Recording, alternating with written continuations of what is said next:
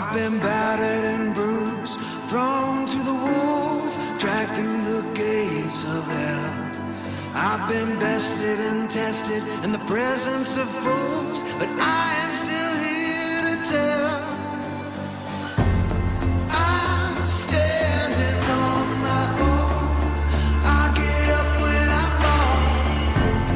I'm standing on my own, standing tall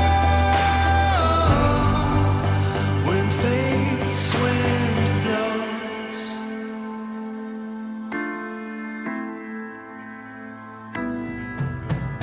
Here are my scars, this is my story, this is the tale that I tell. My mind is troubled, but no time for worry. I rise in the place where I fell. I'm standing on my own. I get up when I fall. I'm standing on my own, standing tall. I'm standing on my own. I get up when I fall. I'm standing on my own, standing tall when fate's wind blows. Yo! That's just me and John hanging out. Got one drumstick tonight. Was doing a little flipping. I was just waiting for me to drop that and absolutely create chaos because I realized I had my mug over here. That's not really my best move, really ever. How's everybody doing? Tuesday. Here we go. It is Thanksgiving week.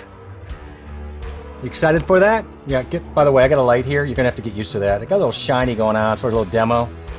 That's got last minute problems. I see everybody in chat. I'm gonna get on top of you in a second. Hey, we've got some new mic approaches tonight, so let's see if we can talk about that.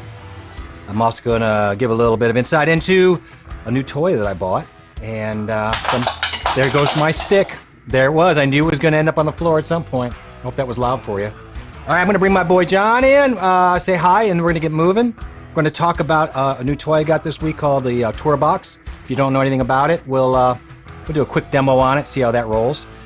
Let's go get our friend John, and let's get this bad guy started. John, how you doing, sir? Hopefully I got some sound on you. Hello, hello. There he is. How we doing today? Doing good. It's How's everybody doing? I love the backdrop. I'd seen a little bit of the inside of that earlier, and looks good. I like it. I told you that you look like Jebediah did a barn raising, and somebody paid off somebody in pumpkins. Work in the wood. Looks great. I love it. I love it. Yeah, I got to get that green screen back here too. I gotta check that out. You know, I have a green screen. A little bit of a change. Yeah, change is good, right? Do you think the gray paper I have would work as good? Do you think that? Probably not. Not as good. Try it out.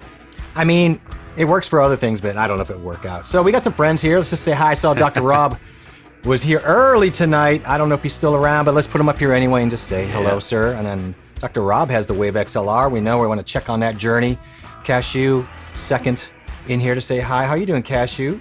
Always good to see you on these nights, of course. You make our night always. Over the top, WME. Good evening. How are you doing? Colette, yes. How you doing, Colette? Nice to see you. How is your Thanksgiving week going? Let us know. Tommy's here to make my life interesting. Ooh-la. I'm always worried when he drops the one-word comments in there. Something's coming up.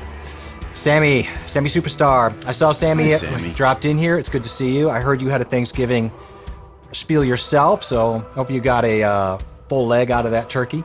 I'm glad you liked the tune early. I know you liked the first tune. I like that tune as well. I'm going to keep that around for a while. I know that Tommy didn't like my second tune, and now he's calling it the 70s band. So that's fine. That's fine. Tommy's always got something fun to say. Technically, we are 70s men. Yeah, I mean, truthfully, some of my favorite bands are out of the 70s, but 80s and 90s too, so it's hard to say. You and I don't limit ourselves to a decade. Well, I'm just saying born. I'm born in the 70s. Oh, yeah, that's true. So we can say that. Yeah, that's true, too. Dr. Elo, how you doing, Dr. Elo? And hello, Elo. I wanted to thank Dr. Elo in public for a coffee he bought me a couple streams back. That was very nice. I think I may have, but if I hadn't, I wanted to thank you on that. That was wonderful. Yes, turkeys. Gobble, gobble. Can you do gobbles? Gobble, gobble. Gobble, gobble. You know, my father-in-law actually makes turkey calls out of bones. It's really an interesting thing at dinner to watch. What's up, Jay? Nice to see you. Thank you for stopping by. I knew it'd be long before the wife was sick of his mess. Doghouse. Yeah. I suspect he may be outside. He's probably shivering to death out there, right? Is that your doghouse you're living in now? You. Oh, me? Dog? Yeah, your backdrop there. It looks like a doghouse side. Like someone shrunk you down and made you go sit in a doghouse. Really? I like it. It's he didn't very say he didn't, festive for the holiday. He didn't say he didn't like it. I threw this together in Canva really quick today. So, the backdrop. You put that little Thanksgiving thing, pull up a little background, you put a little this, pull a little icon, a little image, and you got a turkey thing. Little image, pumpkin. sure. And then I put the green screen up. Well, you did good. So someone's on to us. New mic. We are micless. Look at this. It's like we could swim in front of ourselves here. It's yeah. Should we get into that right away before we do anything else? We could talk about that real quick. We got to switch it up. We're switching it up a lot. We're trying new things. We're being successful with new looks and the way we sound. And I think that we're probably on par with the best. Well, I would say, before I comment on this, and Fiza, how are you doing? How are you doing on this chilly night? It's chilly here. I imagine it's chilly by you. What is this, Dollar Tree, John? What does that mean? Well, Dollar Tree, I'm thinking Dollar Tree is a store, right? There's a Dollar Tree store. Yeah, that's what I was thinking. I'm thinking maybe you kind of look like you assembled some parts from a Dollar Tree craft area. Oh, damn, snap. I know, it was kind of snappy. Cheap. This looks cheap. No, I don't know. I don't know that she was going after cheap, but that's what I would have said, but maybe because Tommy says it's fancy. But then again, I've seen Tommy, so I don't know that he knows fancy. Fancy to him is a hoodie, so I'm not really sure that. Just kidding. That's like going out to Wendy's for dinner for Tommy. Exactly. Yeah. Ooh, it's a big night, honey. We're going out to the old Wendy's. Oh God, you are such a on Valentine's Day. Ponderosa, baby. Ooh, that's a big day when you go to Ponderosa. He probably even allows for the lettuce bar. The greens bar. Puts the shrimp in his pockets, takes them home. Exactly. That's when he brings his little man purse and he makes it happen. Zan the man, how you doing, Zan? See, you've been uploading. What up? Yeah, how's you doing, sir? I saw your little opt-in video the other day. Good job.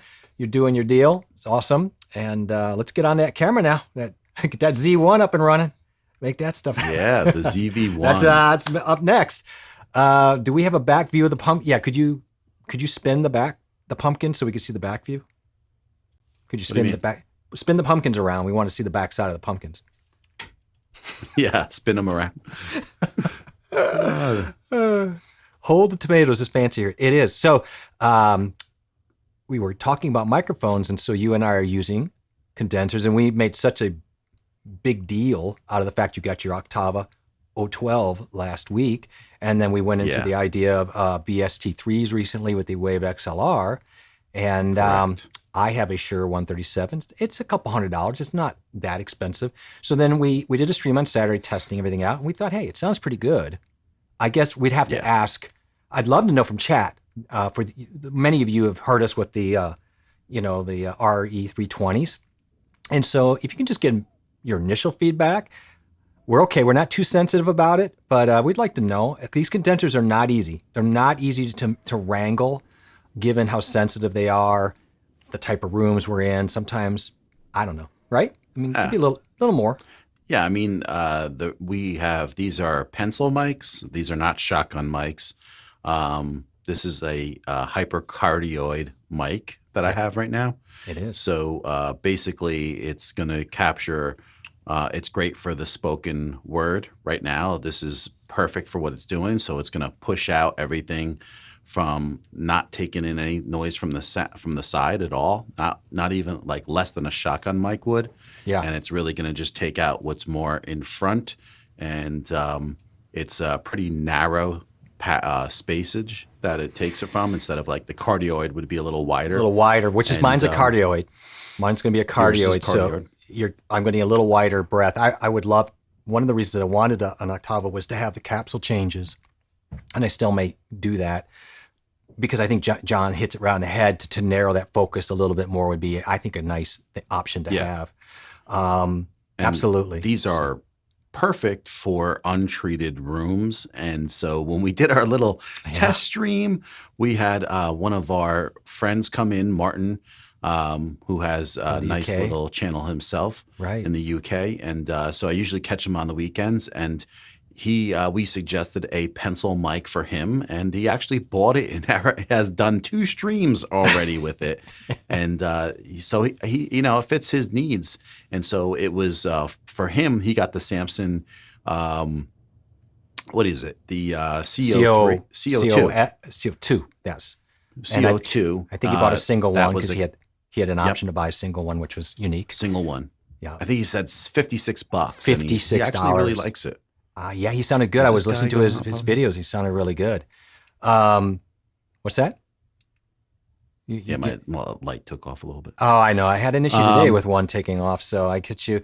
Zan says, wow, love the holiday themed backgrounds. Yeah, I have a tree. I'm going to dress up. We did the Halloween theme, and John and I are excited to put on our shirts, probably from Todd, Christmas Clatter. And we'll do a Christmas theme one as well. I don't think it's going to be as nutty as the Halloween one, but we're going to have fun with it and dress up and do that. So we'll keep adding to this as we get closer and closer to the hoo-ha. Look who's here. Is this a relative? Steve. Is this a relative of yours? No. No. Okay. Sorry, Steve. The only people I know that ever stopped in from Hawaii were your relatives. That's why I was like, Steve? Yeah, I know. But he was in here a while ago, and I recognize the avatar. That's why I was sorry, Steve. Yeah, I let him know that I have family over there. Oh, that's right. Okay. And yeah. Oh, see, everybody, I made everybody from Hawaii be the same. Steve, it's nice to see you. Love the avatar. Thanks you for stopping in, saying hello, 100. Yeah, friends. Oh my God, yes, I need to be called out. Z1, thank you guys. I'll get on it ASAP. Look, you do what you got to do. Let's go. Zan, you and I may be in the same boat because I'm really, really hardcore leaning to get a second camera that's a Z1 with the Ulanzi lens on it. So, you and I may be building these things out over at the same time. Tommy says that I can't tell the difference between any of them listening on the phone. It's hard on the phone to really tell. That you're kind of just fighting that. But I appreciate it.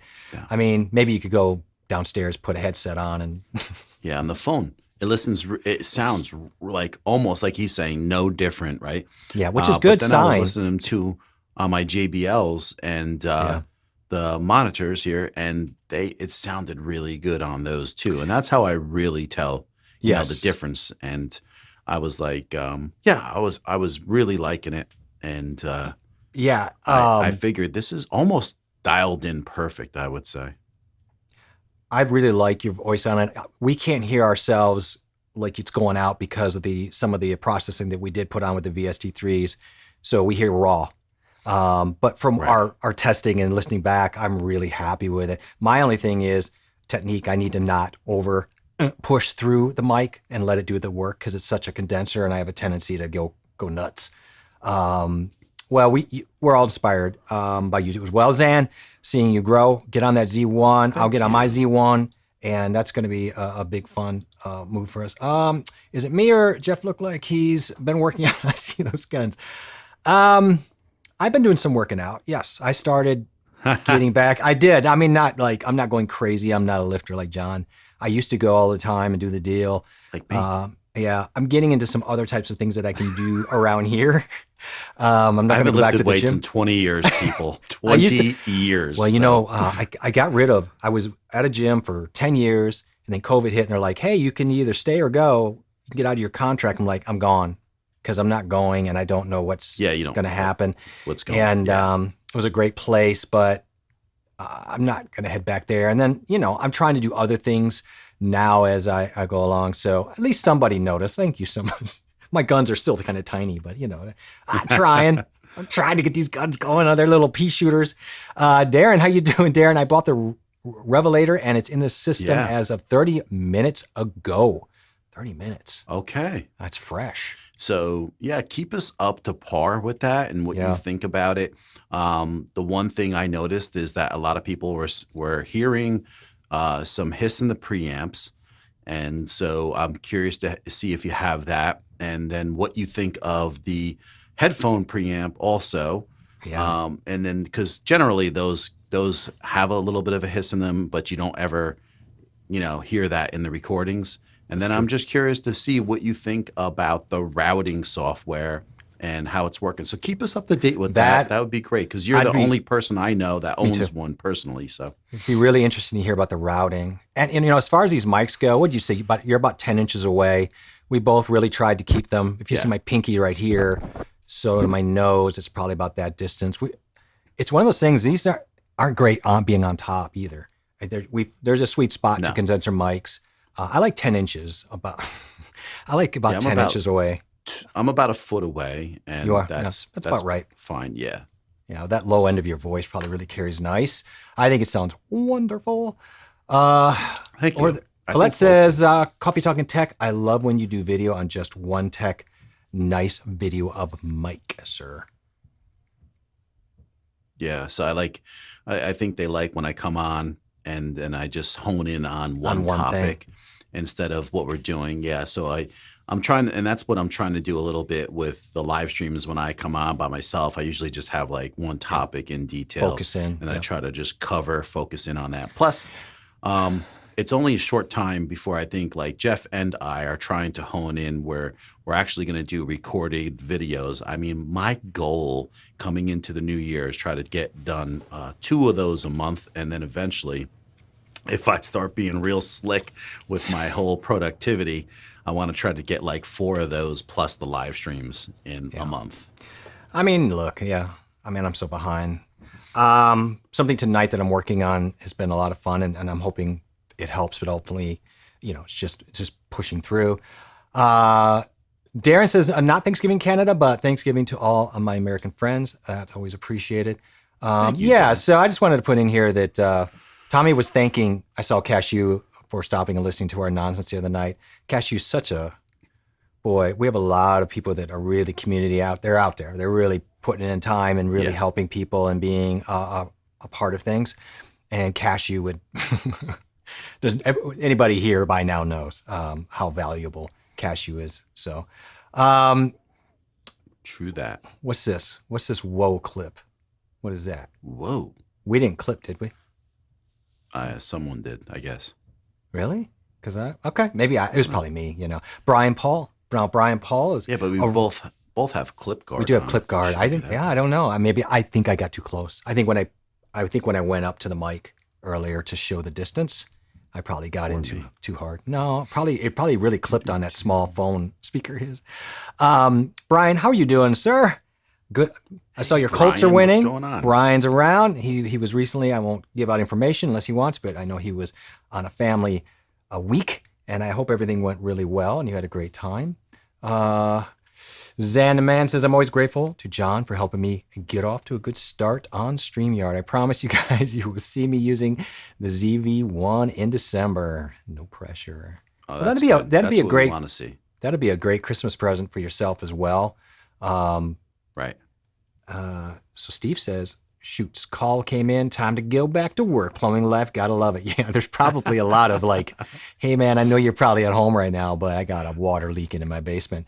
Plumbers have saved me more times than you can know. I don't like doing the plumbing. I'll do electrical. I'll do like construction. I just don't like plumbing. I don't like dealing with water leakage.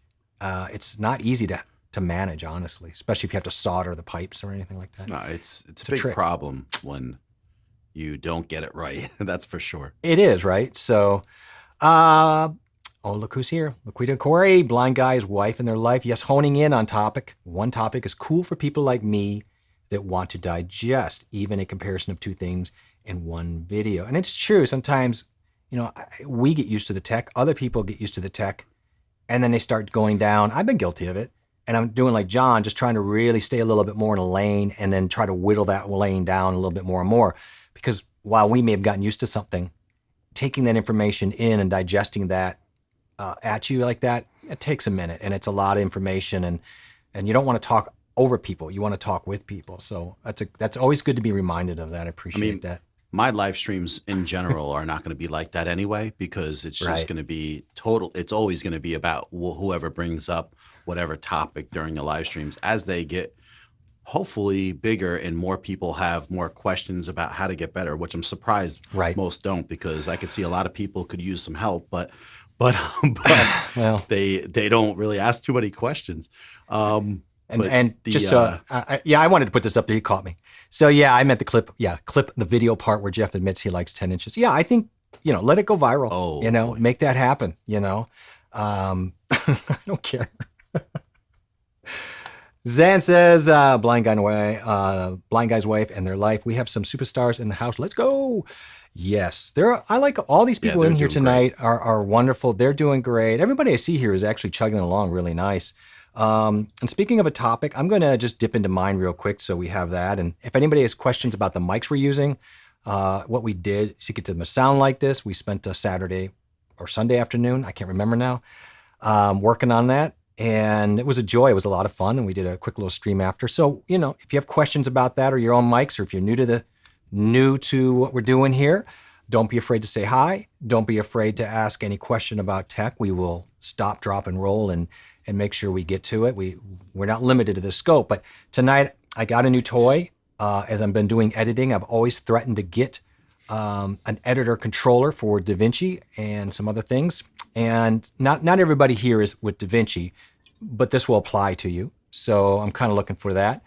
Yeah, but you can use this in many software. Yeah, I'm going to get to that. Actually, that's a good point. And that's one of the reasons I ended up going down this path. And now this is the Davinci Speed Cut Editor. I really wanted this. It comes with the studio for free. It used to. And that was like $295. And so you would get this opposed to $200 unit for free. And it is really nice. And I'm not going to go into all of it. I'll suffice it to say, I didn't even show it to you. I'm sitting here talking about it. This is the Speed Cut Editor. And it's by Davinci, Blackmagic. And it's specific to them. And that's going to get to John's point here in a second. I wanted this really bad, but then they changed their purchase on it, and no longer is free, really. So they upped it by $100. And it is specific to one app, and being Davinci. And then while it's really good, I realize I'm not going to be that hardcore of an editor to justify going down this particular path. There's nothing against their deal. So I ended up going with Tourbox. It's called Tourbox. Neo was their newest version, although they've got another version coming out right after I bought. That's going to be Bluetooth that you can tie to multiple computers at once. Would have been nice to know that. It is what it is. And I'm going to show it to you real quick, do a really simple. This can get really hairy really fast, to be honest with you. There's a lot of apps open that are trying to always take control of the narrative in the switching. So I would do the best I can with that particular game. But I'm going to show you just a little bit of what I'm doing with it. Let me punch a couple things here, get set. Okay, there we go. All right, so it's just me. So I've got Davinci open here for you that know it, but it wouldn't matter if it's a Davinci. It really wouldn't matter, honestly, if it was Premiere or any other type of app. Honestly, will work with this product. So here it is on my desk right here. I'll do the best I can to get that shot. I want to make sure that we are in fold here. So I'm going to put a clip down. Actually, I'm not going to put a clip down. Going to, for some reason, this is not pulling up what I want, so let's try this version. Here we go. Let's do this guy right here for now, although it doesn't have my deal. That's unfortunate. Let me see here. Here we're going to go live here for a second, and let me set my virtual scene kind of tanked on me for a second for some reason. We're going to split the difference. We're going to head back over. Let's do it this way. Let's look at Tourbox, the app. Let's kind of segue backwards a little bit. So Tourbox, the app, when you install Tourbox, it's just like any other program. You install the app and you plug in the USB, you're off and running. And just to give you a little bit of an idea of what the tools are on here, I'll give you the knobs tools you can see. So on the side, there's a side button right here, and it's actually called, of course, conveniently a side button. You have a scroll button, which scrolls up and down, and this button you can also push in, click. You have, they call a, I guess it's called a knob. You go left and right, and you can also push in. You have a wheel, I guess they call it a dial. Again, that also can be clicked in, which is, these are all very handy, so you have more than just what you see. You have a C1 button, a C2 button. It's called a tour button here. And then, of course, your typical D-pad, left, right, up, and down. Tall, what they call a tall button, a short button. So you've got quite a few buttons, and you're probably asking, well, these are a lot of different buttons. I don't get why they're all different shapes. The reason they're doing that, of course, is for tactile. So if you want to be able to no-look this stuff. So if you have all these things the same, it's going to be very difficult. But the way this is, you have grooves, you have obviously feel, you'll get very good at being able to roam around this thing actually pretty good. So the buttons, I like this. It's heavy, but it's small. It doesn't move around. I think it's going to get dirty pretty easy, unfortunately, no matter how well I wash my hands, so that's a thing. And so I'm not going to go into all these specifics about how to install and do everything, but just to show you a couple things. So you can assign profiles to any app. So when that app is open, like Davinci, it will pull up your Davinci profile, Kino, Notion, Chrome, Photoshop, on and on and on. You can set your specific profiles and then set your buttons to what it is you want.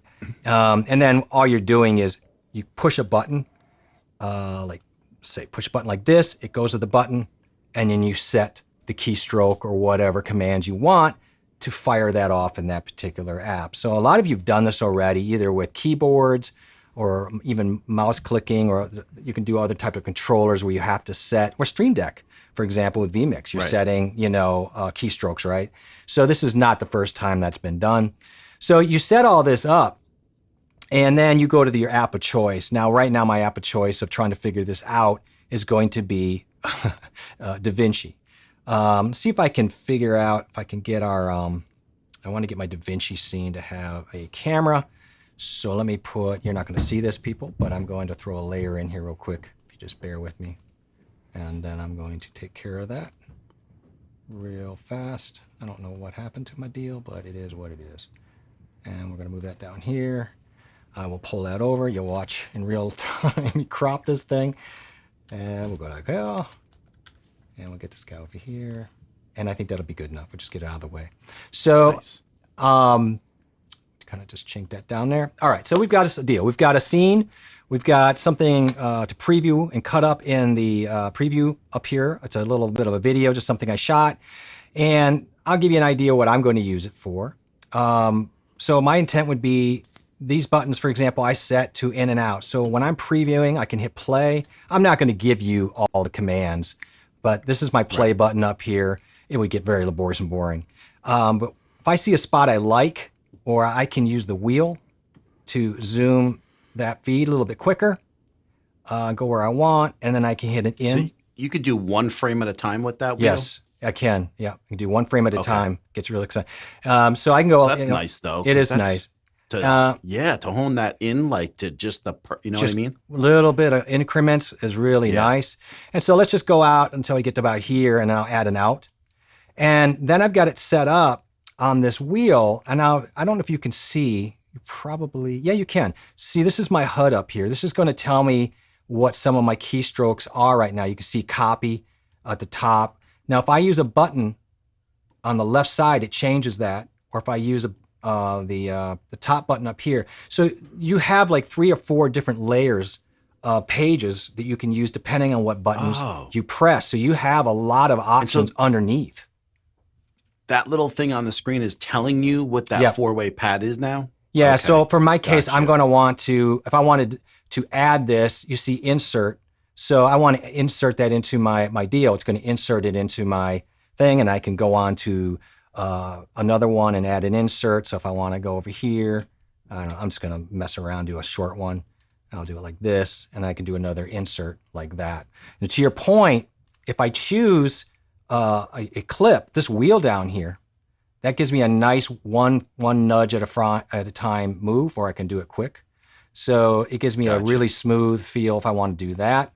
What I found doing all this, and I mentioned it to John, is that what I ended up finding more than anything is researching through Davinci all these options that I didn't realize were so buried in there. And that was one of the helps of going through is it's going to take me weeks to really get comfortable with where all this is and remember where everything is. But this HUD really helps. So if I want to move home, I press the side button and go here, and it's going to send me home. Or if I want to go to the end, to where I'm going, I can do that.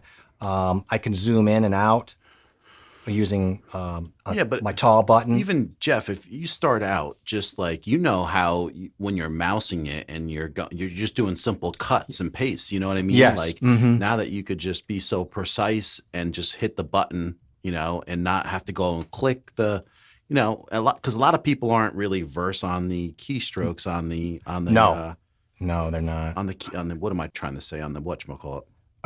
On the keyboard. On there the keyboard. They don't know all the shortcuts. Yeah. No, that's a whole thing. And so I created a quick button that will grab the closest clip or space, and then I can do the whole delete thing, and then get if I can remember where delete is. Nope, see, I don't even remember where delete's here. So I can delete that down. So again, once I figure out and get really comfortable with all that, and then I have an undo button, is my main side button, so I can undo because I do a lot of mistakes. And, just to kind of drag another one, and here's a clip of this dork. And so let's just do an in and out there. I'm just going to speed over here and do an out. What I like about this, so let's just say where my playhead is, I'm right here, and I want to insert that over the top into a whole nother layer. That's actually called, I believe, paste, or no, it's called, paste over the top. So I would stick it over the top, and I'm going to undo that because my thing was moving, and let's do a smaller piece. So we're going to go right about here. I want it smaller. I don't really want it that big. And I'll do an out point, and then I can do a paste over the top. So it puts it where my playhead is, which I really like. So there's a lot of options here. I'm not going to go into all of them. It's not a Davinci a worksheet here. I'm not trying to do that either.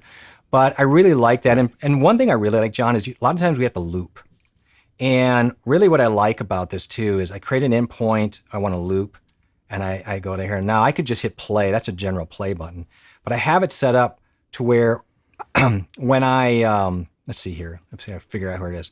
So I think it's this button, right? We're learning together, everybody. We're learning together. See what I say right here? Or is it right here?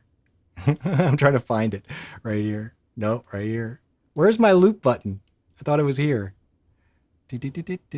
No, we're looking for a play, what's called a play in button, or a, okay, let me just see. Let's see here. I thought it was this. Yeah, it is. That's okay. That doesn't give me the function. Never mind. That won't give me on the HUD. That's why I was looking for it. So I have it set up to do a play to in and out. And then you can set up a loop with the buttons, which I've done. I don't think it's going to loop right now. I don't know if I have the loop on, but I can set the loop and then hit it again. And now it will, unfortunately, it's a long clip, but it will loop through. So these are little things because I end up doing a lot of loops, and that gets a little bit old. So I'm just trying to firm up these little things that are really quite annoying, which would be setting ins and outs. A lot of times too, so the zooming is another one. Another one that drives me nuts is when I want to just go to the next endpoint of a clip. So you can set it up to where it just goes and jumps to the next major point. Some of that stuff I really like as well. Or setting up keyframes, Essentially, yeah. You can set this to jump to flags, to jump to markers, to jump to keyframes. And I use a lot of keyframes. So for me, I really get excited about that. Right. I've only, touched the surface of what we can do here. Then there are little things like, I've set it up to, I think this is my save button. So I use the tour button right here as a quick save. They call it a tour. It's a small little button here. There are other buttons you can use to punch in and out. This button here, if you scroll, for example, backwards, it will play backwards. If I just scroll it up, it will play forward, and I can speed it by keep scrolling it. It'll play faster and faster and faster.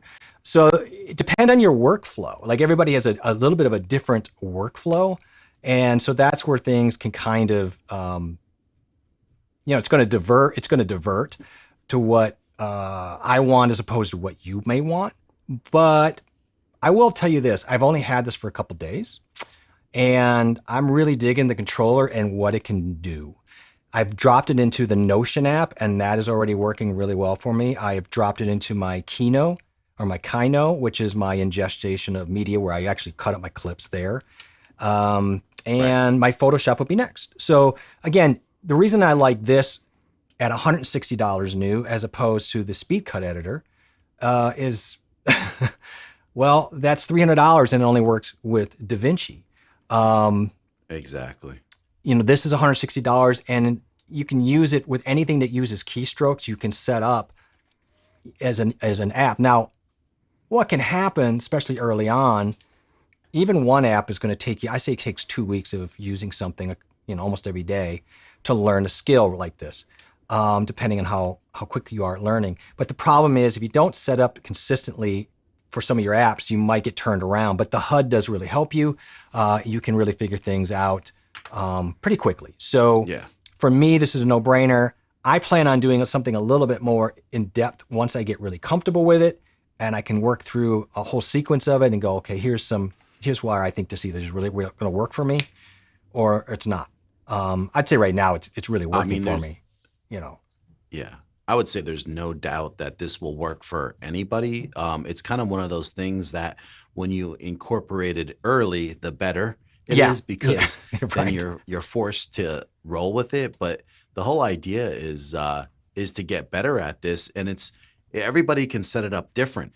And that's why, like, you can start out with just simple, you know, cut, paste, save. So you can have like maybe 4 things you start out with, and they're the 4 most things that you do.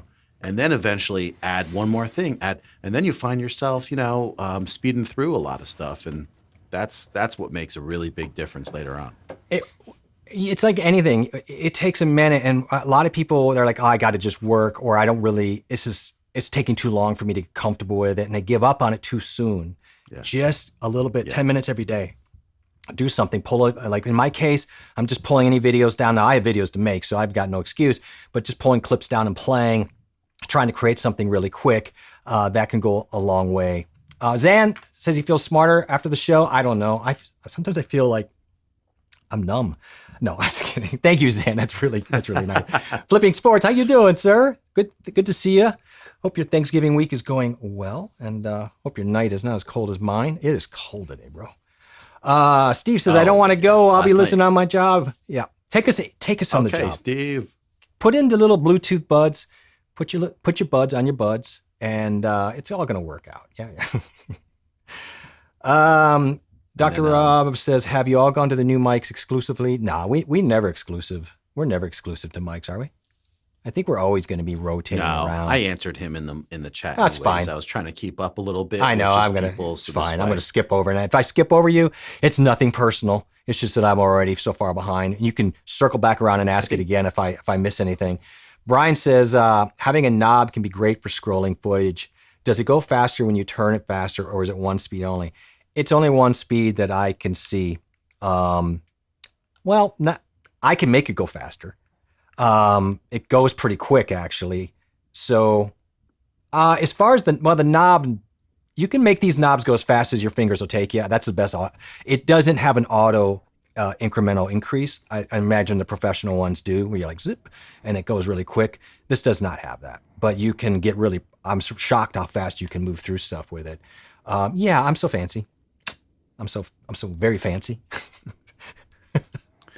I know. And the whole thing is like, it's not really helping me get my video, but I'm enjoying it. That's all that matters.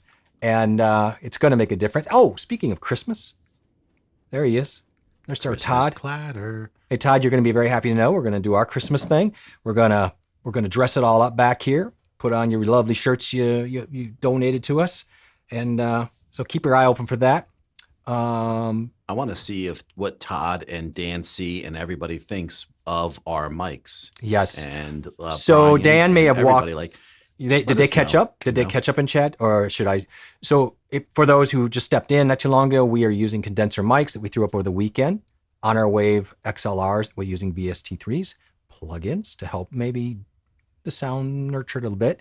But these are $200 and less. $300 and less pencil mics. $300 and less. Yep. Yeah. And they're about 10 inches away, and we've been playing with them. I'm the one who has the hard time not yelling into my condenser mic, where John is a little bit more disciplined. Who knew? Who knew? It is about $160. You're right.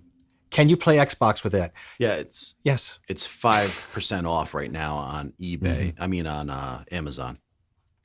Is it? Oh, you're breaking my heart. So yeah, they came out with a new one. It's not out yet. It's going through Kickstarter. It's the same functions. There are some slight tactile benefits, but nothing major. But the big deal is it's Bluetooth. And you can then easily just take it and jump it to 2 different PCs, which I would love because I have multiple PCs. I can obviously just unplug it and plug it in. So that might be something that long-term I might, at this price point, I might actually consider selling this and then going and getting that one. We'll see in long-term. It's not that big of a deal to me. Better late than never. Lala says, Lala, we were on Lala's stream on Saturday putting together a Christmas ornament, an accordion ornament. And John and I had to get up at 4 or 5 o'clock a.m. respectively, and we enjoyed every minute of it. That was so much fun. Yeah, it was awesome. We're both going to put that on in our Christmas stuff in our living rooms. It was a real pleasure. So, yeah. Oh, this is the one you said that was coming. Yes. John always has new gear. I mean, you know, come on, man. You know, this is my buddy Jeffrey from Canada, and let's welcome him. He is my Sea of Thieves gaming partner. He is French and living in Canada. He's a wonderful, very talented artist, digital artist, as well as web guy, and good friend, and a much better pirate than I am. Although he's very mean to me because every time I sink our boat, he yells in French and swears at me. But you know, I survive. It's not good when your toxicity is coming from your own mate, but it happens. Yeah, I think it has a lot of potential, Sammy. A lot of people do seem to really like this. I didn't know it was out there as much as it was, and then I started doing some digging. Mr. Alex Tech is really into it. Has a really good presets that you can download that he uses, and I actually started with that and then made some adjustments. Haz, how you doing? How you doing in today's week? Let us know how you're doing. Interesting. Yes, thank you. I hope it is a little bit interesting. I really kind of went back and forth on how much depth we really need to go on this. As someone alluded to earlier, the problem with going with too much depth is it's all going to get lost anyway. I think the best thing to do is just kind of give a taste of what it can do, what its intentions are. I will come back and roll back. And maybe this weekend I was thinking about rolling out controller options for something like Davinci. And on that note, let's just have that quick discussion. I'll catch up. We're almost not caught up anyway. What other options? So if I pull up my camera B here, Stream Deck, right? So if I load up Stream Deck and I go to my Davinci board, there's an actual Davinci board that does all of this already. I wonder if this will pull up. It will pull up. Let's do it like this. I'm not going to go deep into it and bore you guys. Don't worry about it. It's going to be okay. Let me find you guys. Everybody's like, oh no, here he goes. I know. I love this stuff though, so that's a problem. So I got to play, but let's just look. So look how simple. I'm going to jump over to Davinci here. I like this quick access play. Here's your in and out. You know, go ahead and play.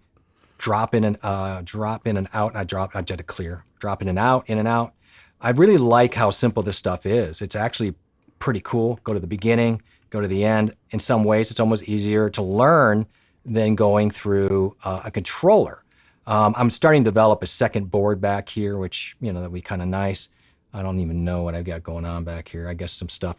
I mean, you can actually jump to the different pages in Davinci, for example. I think I got to dip into that. I think you're going to really like it. This page alone yeah, is absolutely worth its weight in gold. I was doing this with my right hand on the mouse, not moving this. I got so used to what the in and outs were and what was happening that I started really, really moving along really fast on this. And then you can set up, I think this is something that's underrated, by the way, and that would be a pulling in, for example. Let me drop in this camera real quick. Go here. I'm going to go here. I got a lot of things open. I told you that up front. Here we go. Cam 2. So, you know, we have the Stream Deck, and Davinci has its own, it comes with its own presets in there, but you can play with. But speaking of my buddy from gaming, if you have a lot, you get these for $43. I'm going to back this up here. This is a Logitech 402. Yeah. And they've got gaming buttons on them, $43. Okay, not that bad, right? Now this one's wired. You can get a wireless one, which would probably be ideal. But there's a lot, 1, 2, 3, 4, 5, 6, 7, 8, 9, 10 buttons. So you can, with the G-Force software, same thing. You can actually go in there and set up all of the Davinci. I was doing that just with a mouse. I had cut, my paste, my play, and all that worked really well in just an afternoon. I was doing that. This is actually going to go the wrong way. This is the G05, and it's really backwards for me, so just bear with me. Here, go this way. Kind of the same, few more buttons. It's probably about $60 to $70 maybe. Bottom line is you can go in there and simply set all these keystrokes, and wow, I mean, it just became a joy. Like any of these options that I just laid out here actually make editing fun. Now, my world, I would have Stream Deck with certain things. I would have my Tourbox controller with a lot of the things I would do freehand. And then I would have my mouse set up with my gaming mouse with all the other functions and just have complete comfort, just really set that up to where that really makes sense. It's no different than playing a piano. You're going to learn it really fast. It's not that hard. It's just conditioning. Could go right into a game and have complete accuracy in shooting. You would just set your probably your DPI to about 1200. It may just get going. You jump into Call of Duty, and you probably will lose because you think you're editing, and so you're gonna hit all the wrong buttons in Call of Duty, and it's never gonna be. I got my son a new mouse like 3 months ago, and he's like so happy because like the accuracy went up like 30% or something. I don't know. Has says it seems a little complicated to set up and get used to, but ultimately make editing. And yeah, I had to kind of fly through it. I should do a setup video on it. It's really easy to set up because all you're going to do is open the software, push one of the buttons. It will bring that item up, and then you just put in the keystroke associated with the action that you want. So in Davinci, for example, I think backspace is delete without a ripple. So I would just hit the backspace button, type in ripple, it's assigned, and we're all ready to go. So it's really actually quite easy to set up once you've done 1 or 2 buttons. You're like, oh, this is actually pretty simple. The hardest part is deciding where you want the buttons and what's most important to you. So that might be why you might take a little extra time to do it. Let's see here. What do we got? Does it do macros? Yes, it does do macros. There's a macro setting in there. You can just use the normal keystroke options, but you can build macros, which is kind of cool. It is available in the Philippines. Yes, it's actually been out for a few years, so it should be available for you. Dan says, nice lighting for the green screen, John. And Jeff, your key light framing behind you is better than ever. Yeah. Thank you. Yeah, I keep working on that to try to cut it off. I think his background looks amazing. He was working on it this afternoon when I jumped on, and right away it looked good. But I was surprised by the Jebediah barn behind him when I jumped on. I haven't used the green screen in like a year. That's the thing. My green screen's packed away. My gray screen or whatever paper is packed away. And I thought, I need to break that stuff out because that looks good. It'd be fun to play around with it. It's good to, we were talking about that, how it's good to change things up. Let's grab down here. Thank you, Vinny. What's up, live turkeys? What's up? What's up? Jim went live. I saw a couple times recently. Hello, everyone. How you doing, Jim? I was in the middle of trying to work this whole thing out, and I kept seeing you go live, and I'm like, I want to jump in. I need to go catch up on that, and I appreciate you jumping in here, and I'll definitely catch you on the replay. But it's good to see you going and doing your thing. Really, it's inspiring. Literally my favorite mics of yours yet. I'm a fan of not seeing the mic. I want to see all of your beauty. Yeah. You must be talking about you or me. There's not enough up here. I'm just laughing. It's a great comment. I'll be honest with you. I like it better for a lot of reasons. I will use this for my desk videos that I got to do here at the end of the year to try to make up hours. Some cheap little 3-minute videos. I'm going to set it up, leave it. I like it. But I don't know if I'll use it all the time. No, you and I will go back and forth. There's a lot to like about it. I'm really happy with the clarity and the sound. I have a tendency, I still have to work on mic technique. I talk too loud at times. Working on that with a compressor. it's not a limiting thing. We have a clip guard. It's just more of when I speak too loud on this mic, especially, you just lose the value of its frequency response. John, as you can, I mean, we should talk about that some night, but John's very good at maintaining, I want to say like breath control, like a vocalist. So he will, unless he gets really, really excited, he really maintains a decibel level that's already humanly compressed. I call him the human compressor. Where I don't. I'm a little bit more manic, and so I tend to reach different dynamic levels, and that distorts the value of the mic. So, it is what it is. Yeah, well, can't wait for yours too, because I believe you've got a little special coming up. So we will. I don't know what to say. What kind of Christmas party are we having? I don't even know about this Christmas party. Oh, please. Okay, so now you're acting like you're a victim of scheduling and you didn't know we're going to have a Christmas thing. You mentioned it last week. I have to see if I can fit this in. Well, you can fit it in. Don't make me call your wife. Don't make me call your wife. You're in live chat, right? Yeah, am I getting real behind? I am in live chat. Okay, let me just jump through you people then. I apologize. Secondhand Rose, nice pencil mic. Look, I'm going to jump past you guys. She wants to get one, by the way. Okay, let me just see which ones. Yeah. All of you are important. All you my babies. Oh, God. Just, you'll be fine.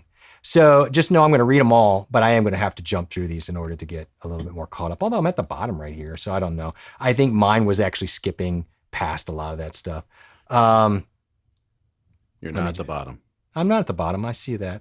Is there one that you want me to jump in and jump? Because I saw... No, I'm just saying you're not close to the bottom even. I don't know if you're messed up or something, but that's why I asked if you were in live chat. I mean, I scrolled to the bottom here. It's a tough one. Yeah, I see it. All right, we'll start here and then we'll kind of see if I'll have to jump past you. So dang, I missed your message earlier. I feel smarter for these streams too. Yeah, that's a lovely thing to say. Secondhand Rose, dumb question. What is audio interface? What is a audio interface to use with this pencil XLR mic? John mentioned it, but I don't know what it is. Now, John and I are really big fans of the Elgato Wave XLR.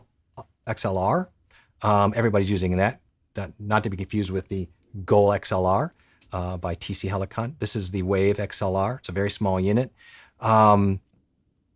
I don't know, John. I'm right now. It's my go-to. I really love the Wave XLR. You can. Yeah, it's our go-to, but I would not recommend that for Secondhand Rose. I would definitely recommend that she gets a Scarlett Solo, which is and she's asking what is an audio interface. So the mic that we're talking about, it's a pencil mic. It plugs into an XLR cable that is pretty much looks just like this.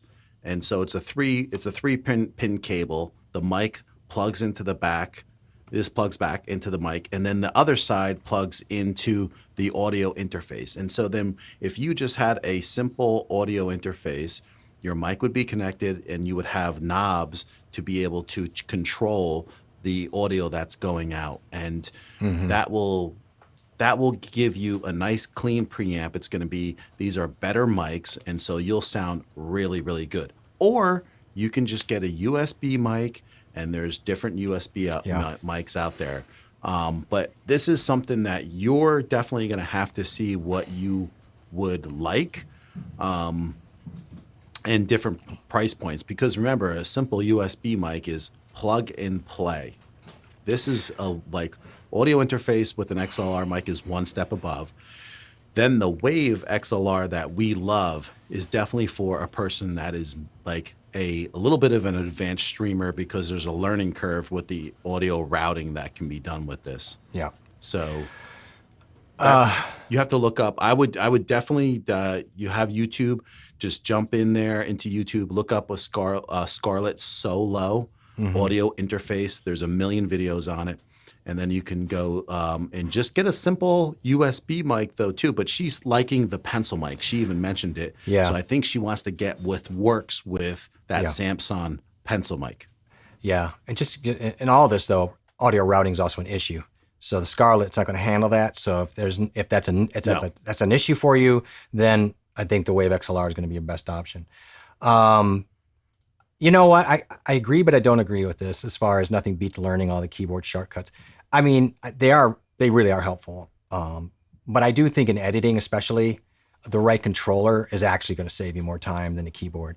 Anything to keep hands-free, anything or eyeballs on, using conjunction with the mouse. Now you can do that with the keyboard, but it's harder with the keyboard to reach, to do control shift. Like there are times when you have to hold the shift and control together to slide and swap clips in DaVinci. Well, come on, you're not going to do that. So I can set a button for that, hold it, slide it over. So while I do agree it's very valuable, I don't know that I would agree that it's actually, we won't agree necessarily on that, but I would agree that learning it is very valuable, especially if you're not going to use anything else. Same way with any of these apps, especially things like Notion or these other ones. You want a hands-free things. Absolutely. Zan just figured out this works with everything. It does. Yeah, this will work. Yeah, I agree. So Final Cut Pro, it will work with many different softwares. Yeah, it's pretty pliable. And then Photoshop, Illustrator, it's great if you're trying to draw and using tablet or things you want to use on a tablet to draw. So you can get really finite with it, and these dials allow you to control. Now, there are really expensive ones out there you can find, but for $160, I don't know, seems pretty good. Yeah, Zan, you figured it out. My show on Tuesdays, I kind of drive a little bit, and then when on Thursdays, John drives, and that's when he wrecks the car. But yeah, just kidding. Aaron, how you doing, Aaron? That's the idea. Greeting monks. Hi, Aaron. What's going on, man? I like the monks. Yeah, he's more of a. I'm telling you, he's more of the Amish Jebediah. Has no idea this exists. One more thing to add to the list. Do these work with Final? Yes, they do. And that's the thing. And you can use it for all these other tools that we use. You can use it for Chrome. So it's a little wonky on Chrome because you're flying around, but the wheel to flip down and up, scroll down and around is really actually quite nice with my thumb. It's such a fast scroll and easy while I'm using my mouse. I don't know. It's little things. Now, of course, the mouse has its own wheel. Again, I know that Patrick uses Notion, and I use the app on my. And the app is different than using it through the browser. So the app comes with its own shortcuts, really.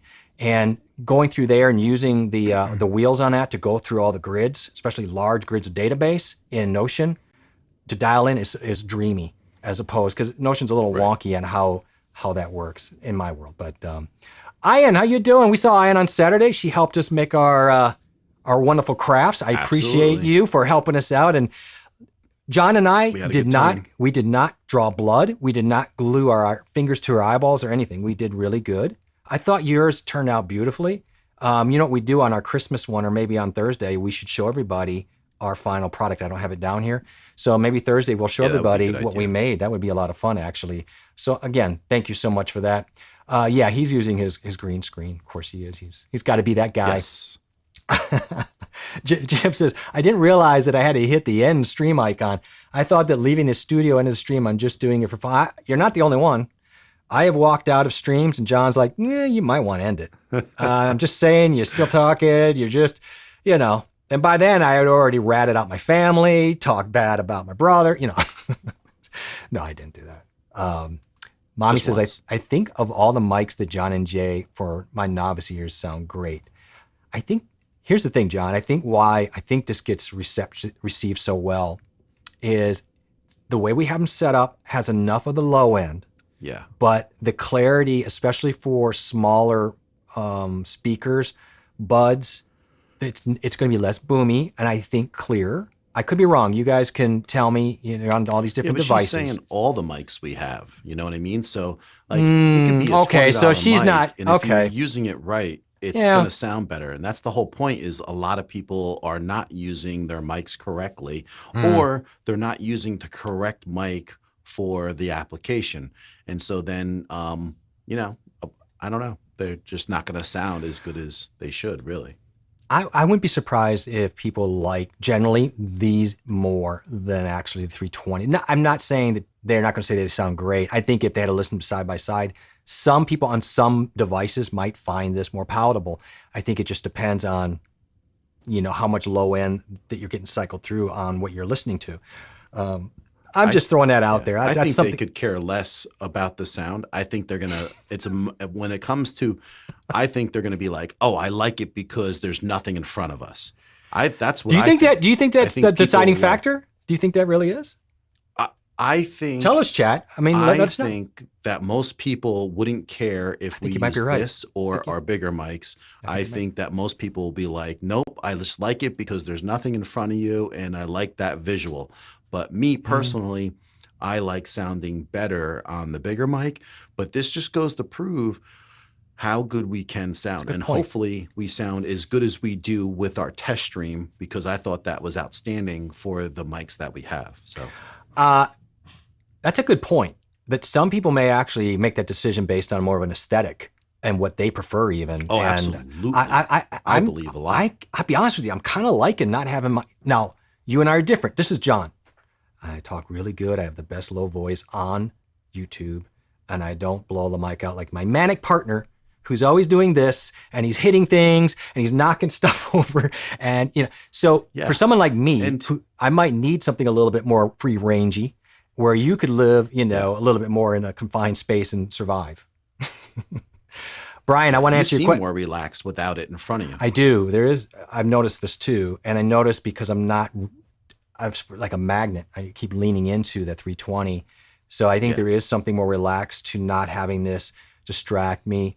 So I may use this for a while just to test it out and see if I can recondition this stuff. You missed it. What is the mic setup today? We have 2 pencil mics.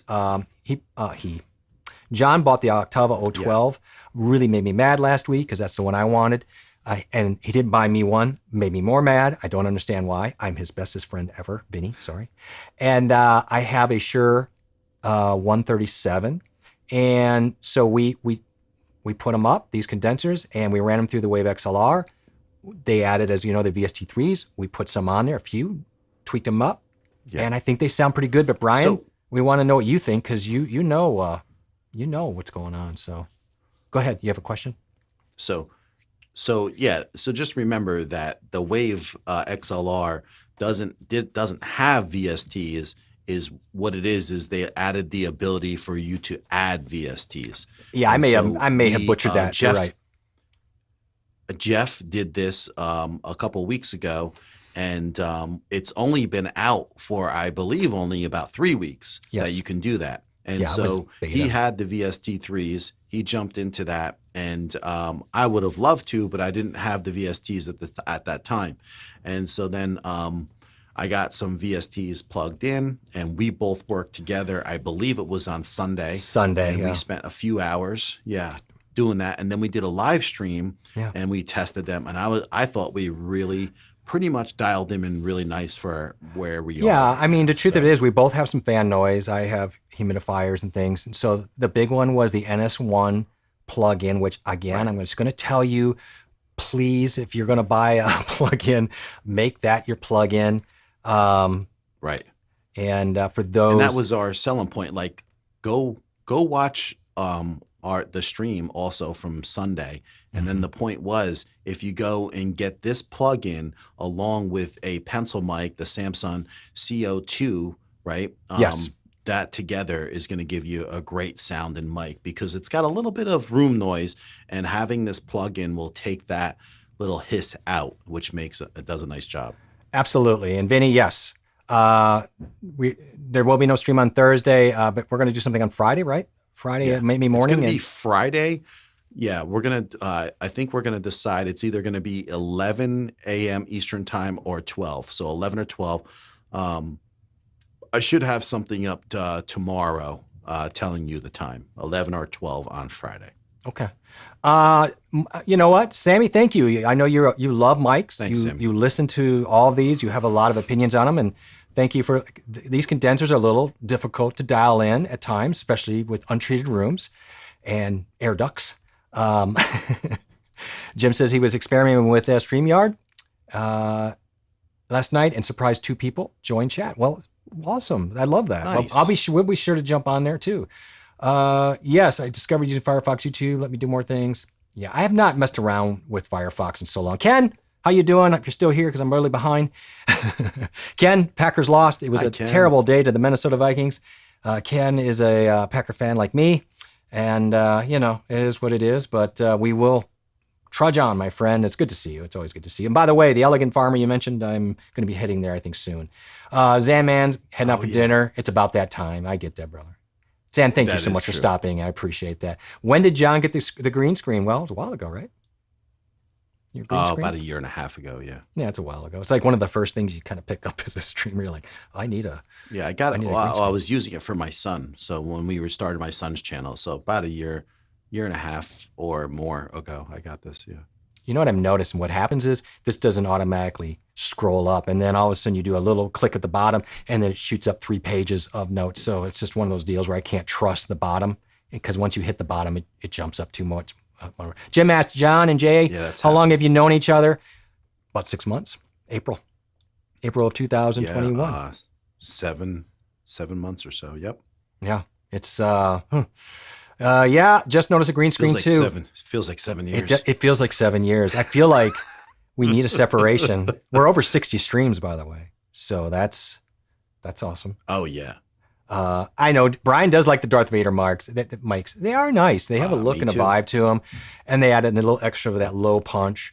John might be right about me feeling a little more relaxed, not having it in front of me, because I always worry about hitting it. I think that's part of my nervous tick.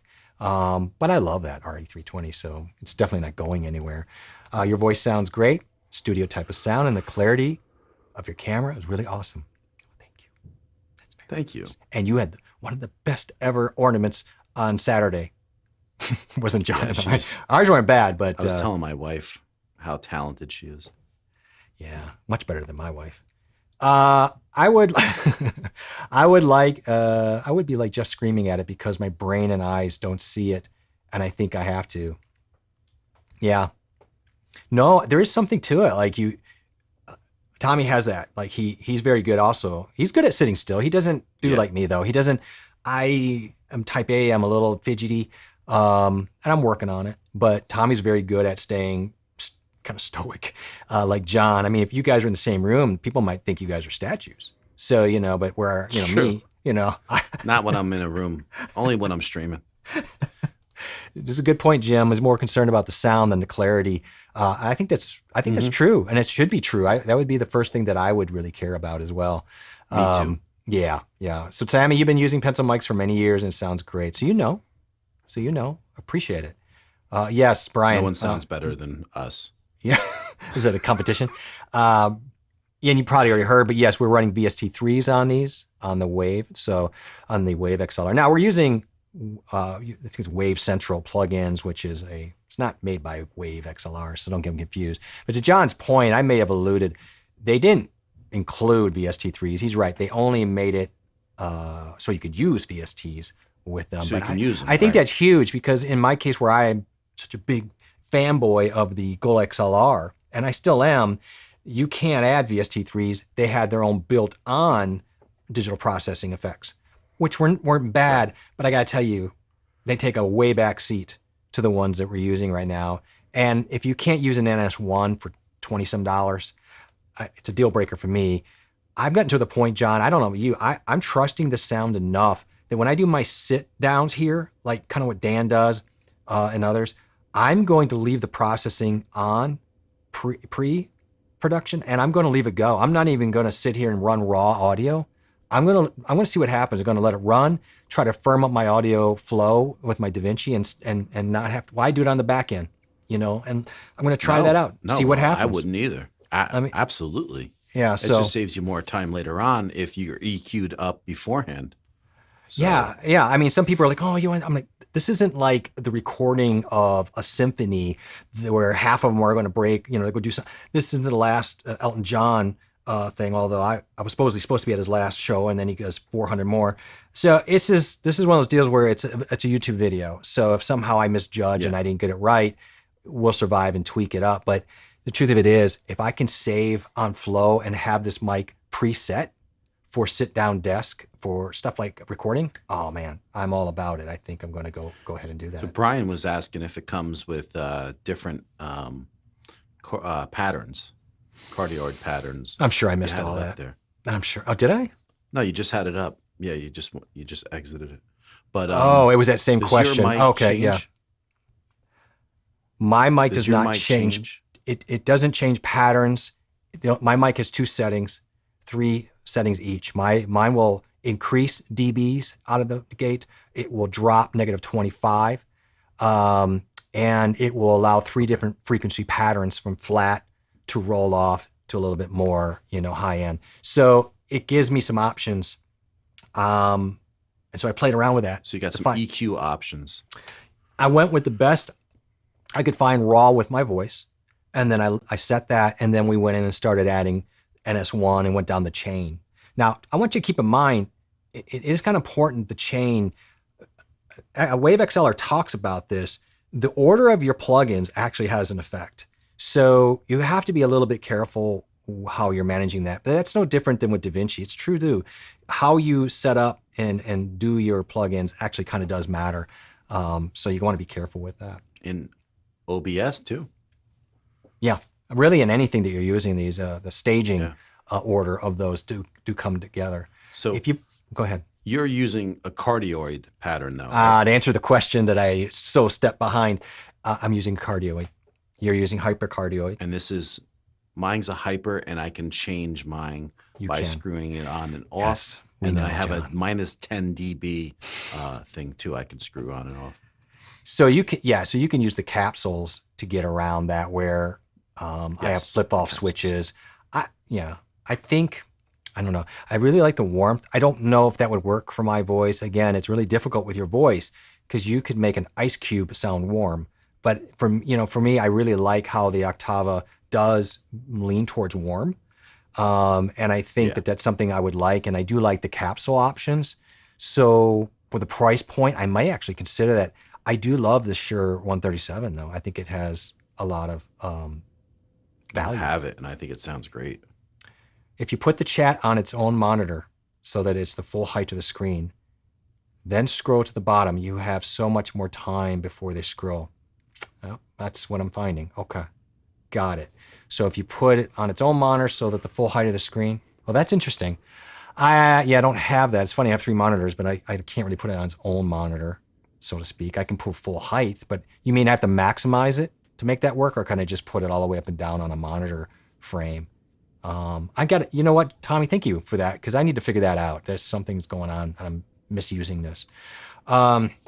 I feel like I'm from the old days last Saturday because of the quality of my cam. I always look for better future in live streaming because of you guys and Mommy Lala too. Thank you. I don't know. I mean, first of all, that's wonderful, but again, content's king. How we do everything is what matters, and it's cool to aspire, but please don't get like, oh, I feel like this or that. You're perfectly fine. Right. And we did great. Nobody enjoyed you, me, or John less or more based on the camera or the mic we had. We all had a great time. And I think that's something we all have to remember. Yeah, we're here to talk about it. We're here to show it. But I mean, right. Come on, man. But that doesn't mean make no progress. No, it doesn't mean that either. But just don't do it with angst. That's all. I've been there. Right. I know what it's like to go, oh, so-and-so. Look, I joke with John about some things, but there's some things where he'll get something like, God, I like the Stream Deck thing. And I'm like, I really needed a Stream Deck. Now I needed one, and it kept going. I kept going. It's really a pressure thing. I really need, not pressure, but a pain point. I wanted a Stream Deck, and I should have just bought it when I had that feeling, but money's money. We all don't have money floating around. So we all been there. Right. We all done that. My agony is that new craft room is small and I need more space for live streaming. So would an overhead do that? Like maybe just like an overhead, like a condenser where she's moving around. I mean, a boom really doesn't. I'm wondering if a nice, simple setup like this with a condenser on some kind of interface would really be a nice go for Ian, so she can move. Yeah, it all depends if she stays on one side or the other. I know, that's true. Moves. Yeah, because if you move, well, that's like a dynamics that can help that either, though. Then you need to paste, you need to have a lav or something if you're going to move that much, right? So dynamic's going to be even worse. I thought Jeff was praying. Did I do something? Use pop-up chat and just drag it. Use pop-up chat. Okay, just drag it over something you don't need access to all the time. You can maximize and pinch it however you want. Okay, I'll do that. Thank you. Appreciate it. That's a good tip. You use pop-out chat though, right? I'm on pop-out and I have it maximized. Yeah. But I'm not finding roll for me. And I don't know if that's what's supposed to happen, but it's okay. We're learning one stroke at a time here. Yes, that's true. Cardioid doesn't pick up behind the mic, can help with untreated rooms with a lot of echo, which I have a large room, currently untreated. It needs to get treated. That is going to happen someday when I have time. It's a very good point. That's why, like, we talk about, people are like, oh, I want a shotgun mic. I want a shotgun mic. Well, you don't want a shotgun mic in this room. That would be an absolute disaster. It's meant to go almost through you. It's going to go beyond you, and it's going to hit that wall right back there, and it's going to bounce back. And then the waves are going to be transients, and they're going to get weird on each other, almost like phasing issues. So really, these pencil mics are your better option indoors in an untreated room. That's for sure. Absolutely. No doubt about it. It's a nice wide pattern if you move around. That is true. So I've noticed quite a bit of leniency and margin for me moving around. Have you had any issues, John, moving left or right? You have? No, because this will stay within the pattern, but as soon as I roll off pretty far, like if I'm over here, how do I sound? Oh, you sound like you're in a cave. Yeah, I mean, so I will too. The whole idea is the cardioid pattern will, is like what Brian said, right? But the hypercardioid is going to come out towards me more, so that's what's going to give you a little bit more presence with this capsule. Yeah, so I'm capturing more air, but I'm capturing more room, a little bit more air, right? And I want to try. That's another reason why I actually wanted the Octava, was because of the hyper, especially in this particular treated room. I wanted something to be a little more direct, to try to just close that down and take a little more air out. But, to be honest with you, with some VSTs, you can kind of get by, pull that in a little bit. Yeah, I think that's the thing, is that you can only do so much with the lipstick on the pig thing, but these mics are not price breakers, and you can get them used. And I just think that spending more than this when you have other options, like I'd rather spend, I want to spend $800 on a mic. I'd rather just spend it then on a good audio interface or a Wave XLR, a couple plugins, set it up for $300, $400, whatever it ends up being, and having a nice flow. So I see some comments here. I'll drop down and get them. That's a great comment though. Brian does use hyper most of the time, by the way, which I suspected that would be the case. Excellent background effect, John. Rodrigo says, are you using green wall for the chroma key, or is it some kind of background remover? Let us know, John, how you did it. No, this is a green screen chroma keyed. Yes. Yep, you did that through vMix. So the key is just making sure you have the right lighting. So, you have to make sure you have, some lower lighting, some upper lighting, so it's evenly lit on your green screen. And I wouldn't even say this is absolutely perfect, but it's enough where it looks pretty darn good, I think. So. Thank you. This is someone trying to track down Tommy. This is where the Tommy podcast is hiding. Just look over for your show. So he was just looking for the show. I mean, see, this is, but flipping really sports guy. I was watching his stream, and I think flipping sports guy, is your first name Paul too? I feel like it is. I heard you talking about Philly Flipper, and he was saying Paul, but I think the flippin' sports guy, his name is Paul also. And he comes in here because he is picking up little tidbits. And I know he listens because I could tell how he was running his stream, and the things he talks about is he's taking this stuff in, and he's going to slowly better himself. And as the more he does streams, another one is doing that is Abel's Treasures, right? We've seen that recently, Abel's where Treasures. He keeps nibbling at it, and it's small, real small incremental changes, but it's amazing and fun to watch. It's not only fun to watch, but I could tell his enjoyment of doing it. And I think there's a joy to going slow and steady. One, you're not overspending on your skis. You don't do that. And the joy of just sitting in the change. And not just changing for change's sake. Oh, I'm gonna get the lights now when Mike's out. Just take something slow, enjoy. This really is not a race. It's not gonna really, unless it's something that's really hampering, like terrible audio.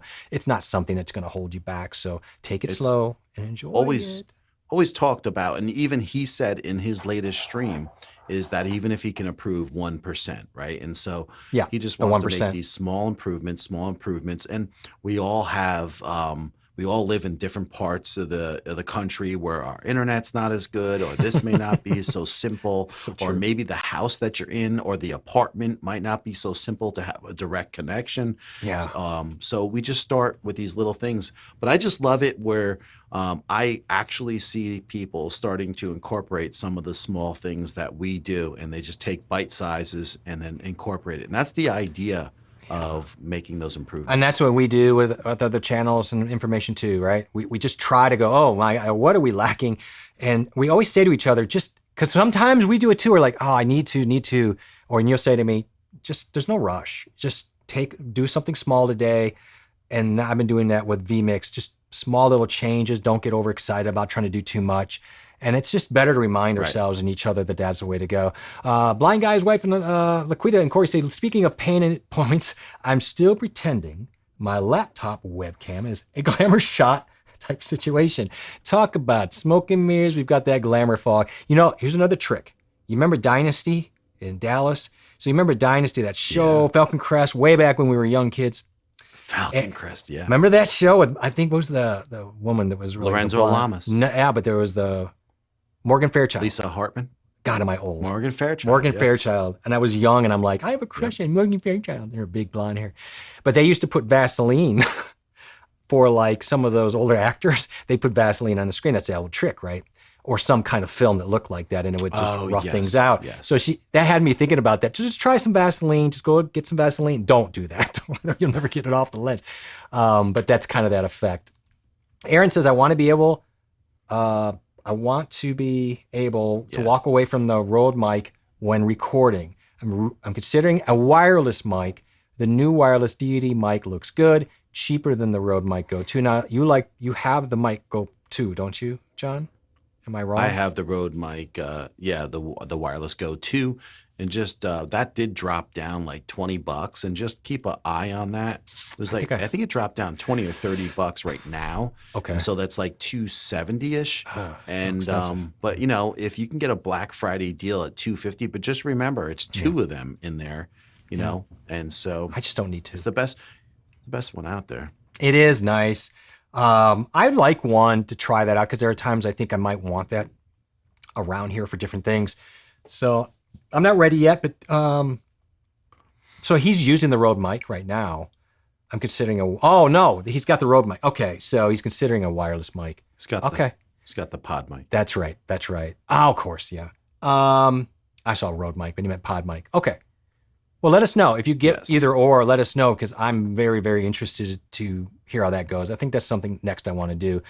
John, do you think large untreated rooms sound better than small untreated rooms when it comes to using a microphone? We're talking about the spoken word. For me, I think it depends on the mic. So on a larger room, I actually like it on the dynamic mic. It does seem to give it a little bit of reverb into something that's a little bit more squashy. With the condenser mic, I feel like actually the bigger room just creates a lot more transients, but it's just a tough bear. Either way, you're going to struggle. So I don't know what the positive would be on a smaller room. I think you'd still want to use the dynamic mic maybe on the smaller room. John, I mean, do you have a feel on that? Yeah, well, I mean, first of all, no matter what, you would use a dynamic mic, right? And then the other thing is when you talk about mics like this that we have, the whole idea is that you're only taking a smaller area of this mic is being caught, right? So if it's directing, say, like in this versus this, then an untreated bigger room or smaller room, it doesn't matter all that much because it's really just going to be picking up that certain little bit of area. So and they're both going to be problems potentially. But what's important is going to be mic placement. So again, are you going to keep that condenser? You got to keep it tight. You don't want to get it 4 inches from your mouth. You can do that in a way with a dynamic, depending. So the closer we get these mics in an untreated room, less gain, of course, as Jim knows. And of course, we're going to have less floor noise and fan noise to deal with and all that extra stuff bleeding through. So mic placement becomes an issue too. So which one's going to buy you most of the time on a boom? It's going to probably buy you the option to get a little tighter in either size room, plus the rejection. So I think a dynamic mic is going to be where I'm going to go. But I'll also say, if you have the right mic placement, I have a terribly treated room down here, and I am going to do probably 10 acoustic panels. I'm going to build them. I'll do videos on them with my buddy, and we're going to put them throughout here and see. We'll do a before and after test on those frequencies, but I think it's going to make a big difference.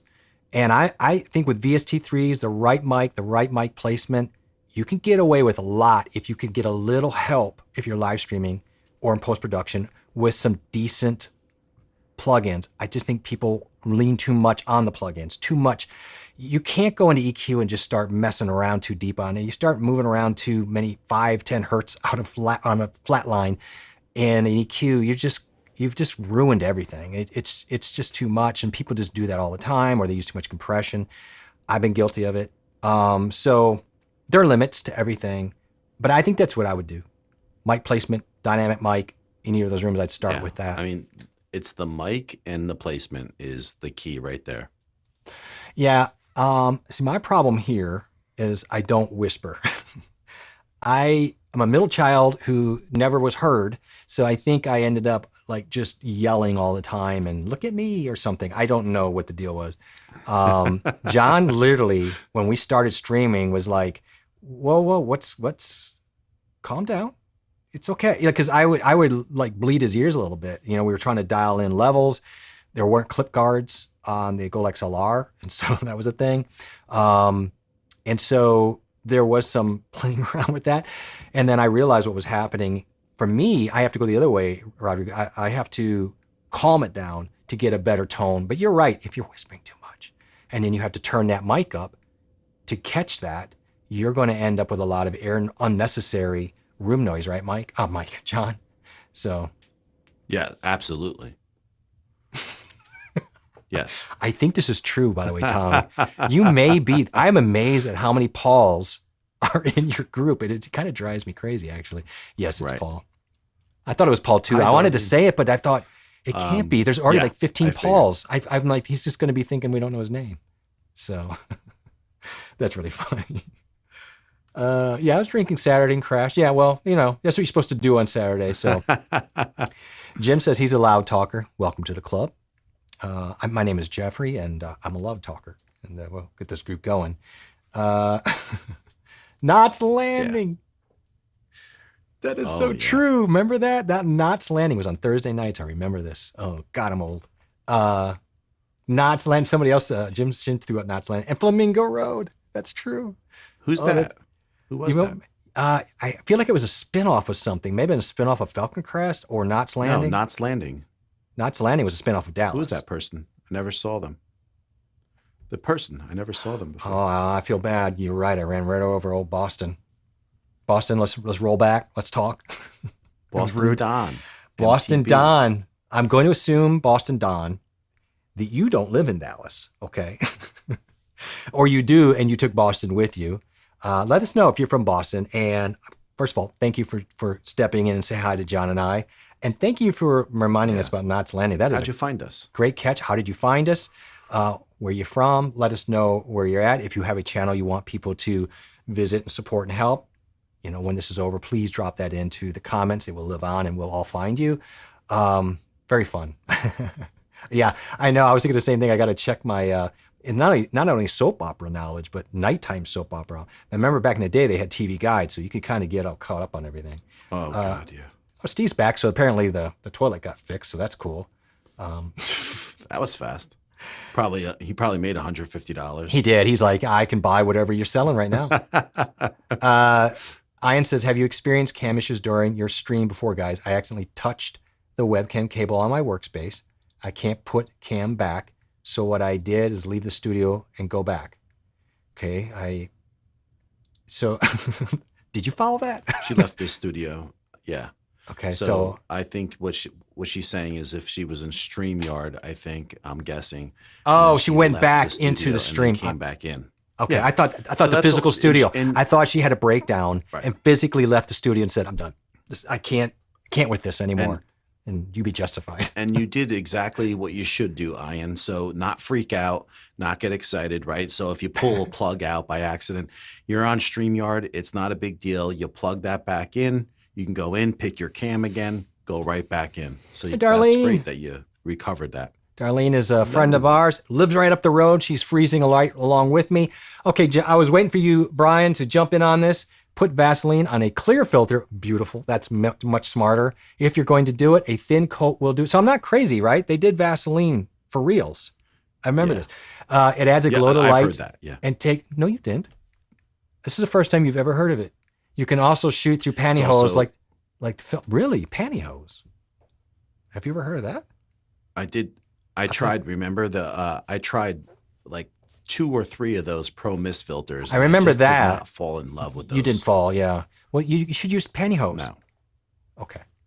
I'm just trying to imagine you. I'm trying to imagine you out in the public, pulling out pantyhose, trying to wrap it around with a bungee cord around the lens and stuff, or whatever. Or you could buy a black mist or a Pro Mist filter. And you didn't care for some of the filters you were messing around with, but yeah, I tried them. I didn't love them.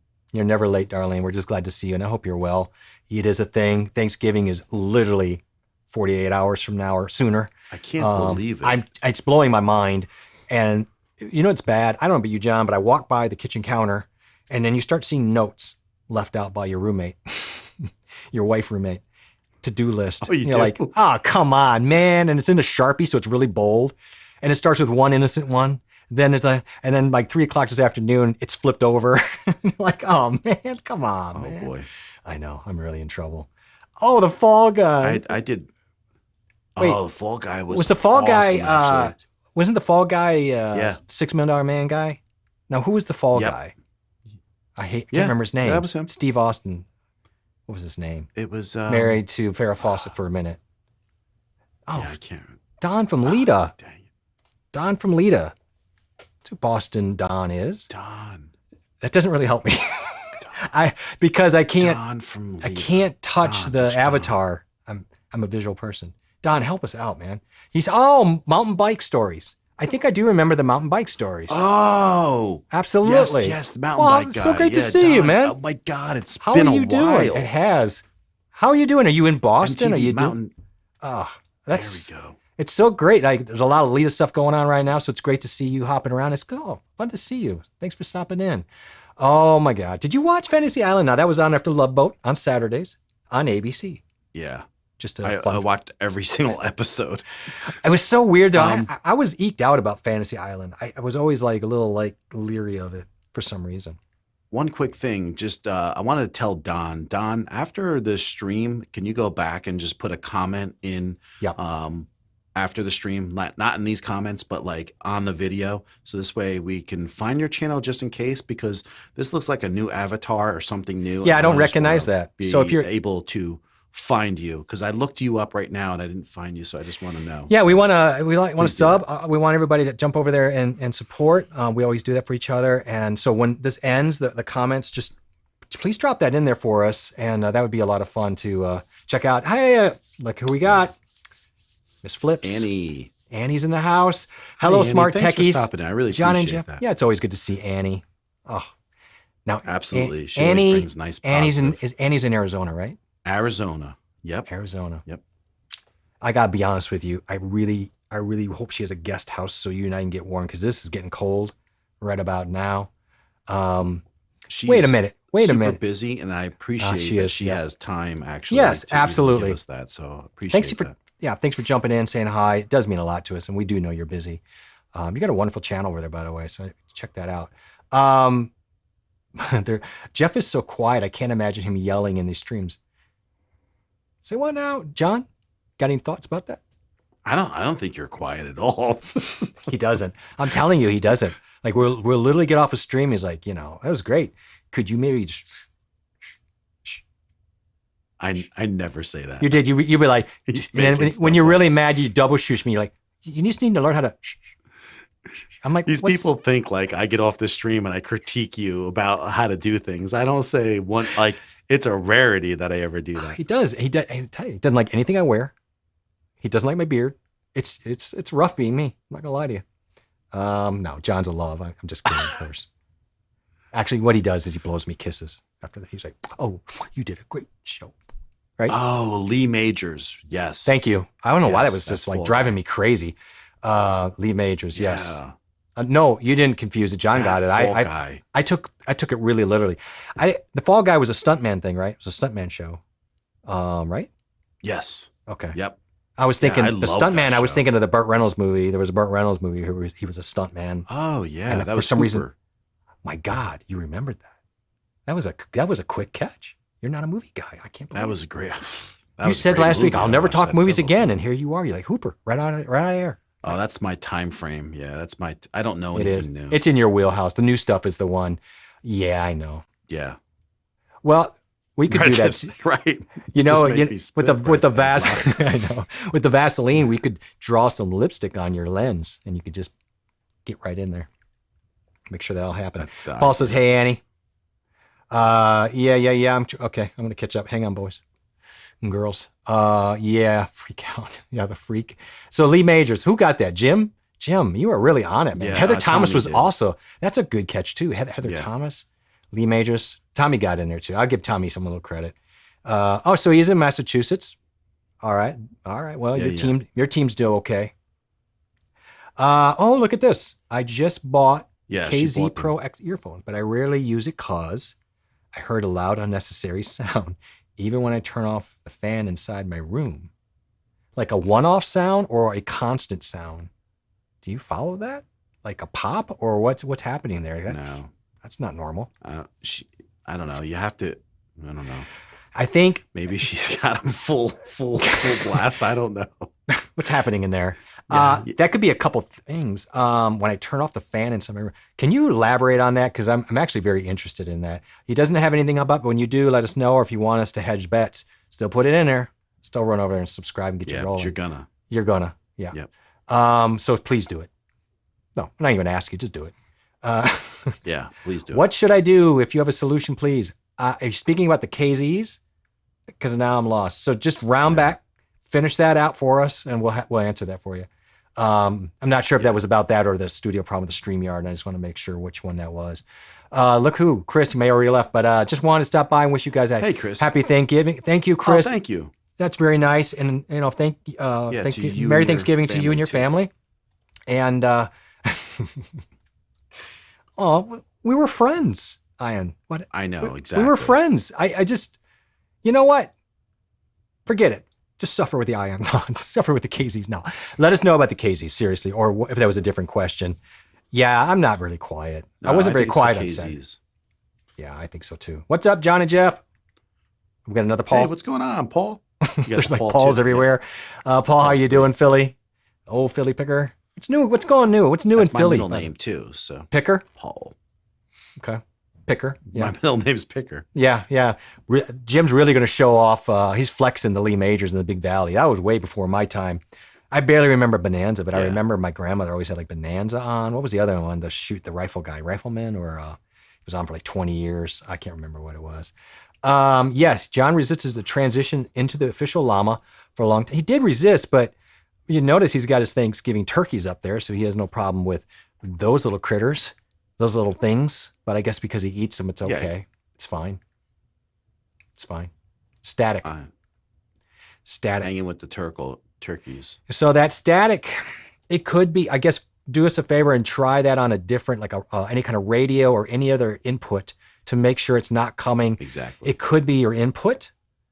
It could be the cord. And so if you try it on a radio or some other type of input and you're getting that, send that thing back and tell them to replace it Send because that it's back. going to be a cord Exactly. or something. So you've got a short one. That does happen.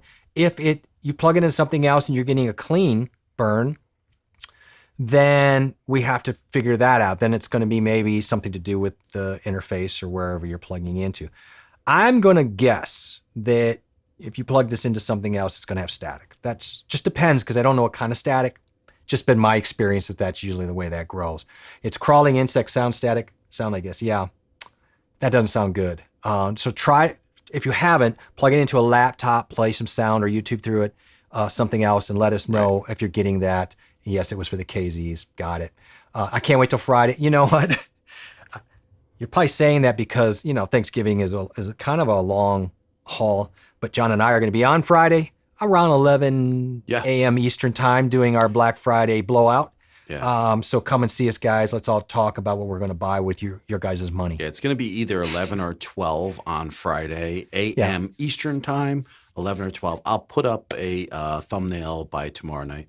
And now Jim's a little bit of an audiophile, so I want to really put this up here because he's not wrong about this. Depending, it could be the house wiring causing the sound when you turn on the fan.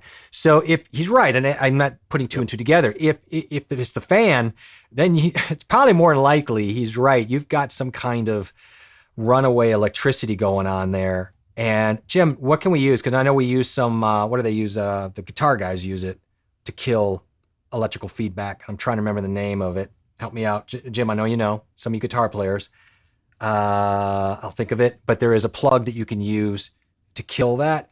Yeah, it was Rifleman was Chuck Connors. Okay. So just on that, boy, Jim, I think you're right. I think it's probably house wiring. She's got to run away. She's got something that's not grounded, probably, is what I'm thinking. Could be. So that's interesting. I'd like to, that'd be a fun thing to track down. So I don't know what she's plugging into though. You know, like I don't even know what she's plugging into. Well, I mean, obviously turn the fan on and plug into something that's plugged into the wall. So, or you could have a laptop on a battery, plug it in there with the fan on, and then plug it into the wall with the fan on. And that might be a way to track this out. If it's happening, then it is, and then you turn the fan off and it goes away. Clearly, you've got a wiring issue going on here. So you could try running that to another outlet that's maybe not on that particular breaker. I don't know how your wiring's set up, or you're going to have to find something to deal with that. And we can look into that for you. I know there's a thing that you can get. Like a plane ticket? Like a plane ticket. You nailed it, sir. Do some wiring? I love wiring. I've wired barns, houses. I'm a big fan of wiring. I love doing that. Although I almost killed myself doing it. You remember that story? Ian says, I haven't tried it. Noted, Jay. I'll try something. Just, you want to try to like deductive reasoning there. So leave that on there. Try it on something that's plugged in. Try it on something that you cannot be plugged in. And let's see. I think Jim might be absolutely correct on that. Yeah, you do need to change your name, guys. I thought Jeff's were a problem. You guys are really annoying. It is a lot. Yeah, I think that's the thing, right? It's going to be the same circuit breaker, and I don't know. It's like something's not grounded or something. So, probably. I think it's something like that. It also happens on the stream together. So, okay, so it's not relegated. So it's probably not the earbuds. Is what I'm going to say. Yeah. Yeah, somebody's going to know this. I'll actually remember it. It'll come into my head. Boy, I'm stuffed. Vinny is always good for the. It's always good for the little joke. I like it. It's got it going on. I really appreciate that. Yeah, just do all that and let us know. My favorite saying. Yeah. What's that? My favorite saying on Thanksgiving, Vinny, is right before I go to eat the corn, I say, see you in the morning. Because it's that whole thing about eating corn, man. You could chew it as much as you want. It comes out whole the next morning again. It's like a trick of life. Corn is indestructible when you eat it. See you in the morning. You'll be thinking of that now. It's like I can't etch a sketch my brain that vision now out. Thank you so much, John, for telling me about your food magic trick on Thanksgiving. It's a lot of fun. Oh, Vinny. Also, I apologize for not getting back to you. I've been so busy. I haven't honed in a time to go to dinner yet, so I haven't forgot about it. It's just been crazy. Why don't you tell Vinny what you really feel about it? Sorry, Vinny. I mean, I meant to call you back sooner. It's just the holidays coming up, but I definitely want to pay for the candy I bought for the Girl Scouts or the little girls things. What do they call those? Is it Girl Scouts or the thing before Girl Scouts? Can't remember. He doesn't care, Vinny.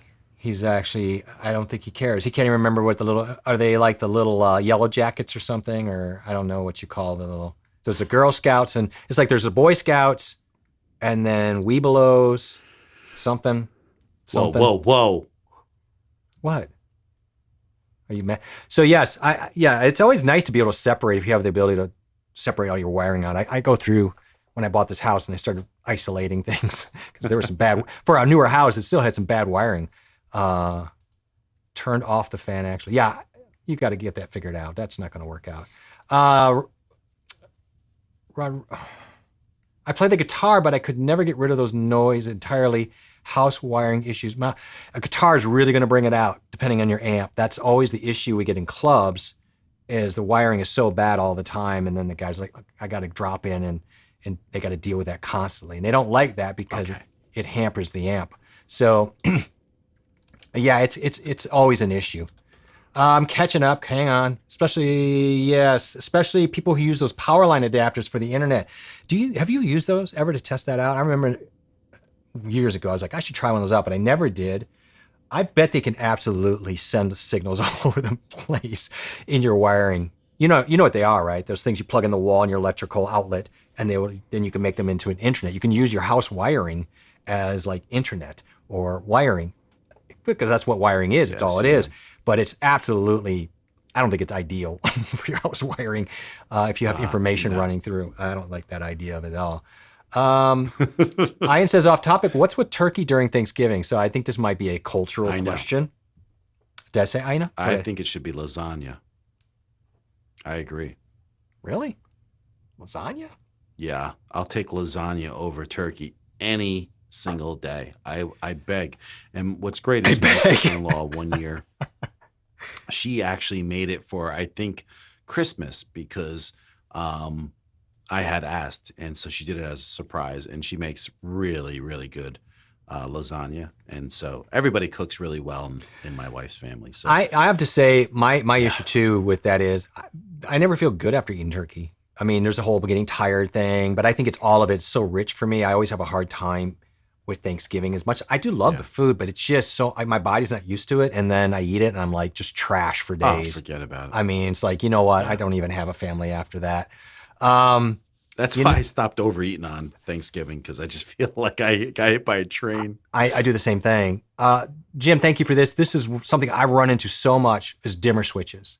Dimmer switches are terrible. If you don't have them maxed out, especially if you start dialing them down, I don't know if it's the regulator in those things or what's going on, but I've had a lot of buzzing issues with dimmer switches. That's excellent. But this is a guy who's bringing some information tonight. That's a really good one. John, you look angelic when you do the gesture.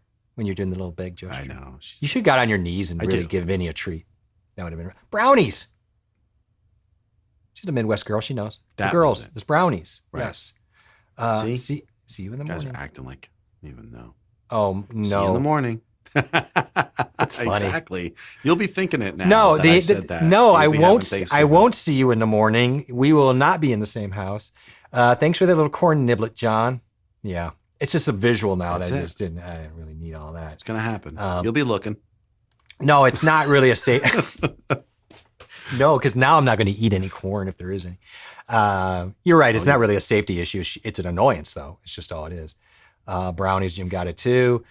Good night. I think she was just making a joke, but maybe she has seen her. Maybe she was saying good night. So if you did leave, good evening, good morning. Stay away from the corn. I'm not sure if she was really leaving or she was making a joke. Corn. Watch for the corn. I never trusted 220 volt with some kb. No, I agree. It just seemed like a real odd idea to me.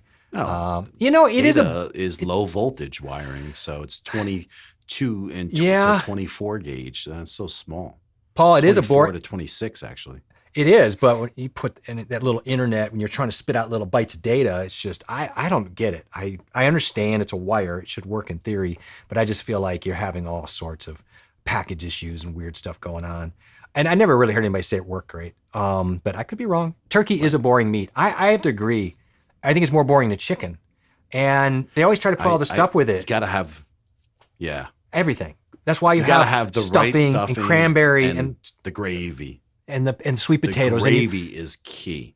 Yeah, so you basically have to, as Paul says, you got to dress it all up. I mean, that's why I call it dressing. Right. You got to dress it all up, put it all on top of it, right, so it doesn't choke you to death with its dryness. And a lot of times it's not even dry, and it's just bland.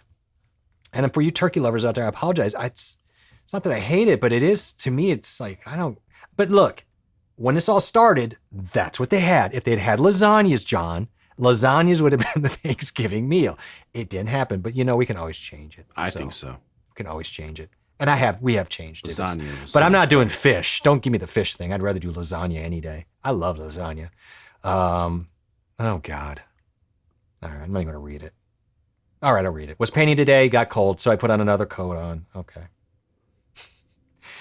Yep, turkey was native to the area of Thanksgiving, or so they tell us in school. What if it was lasagna and they lied to us?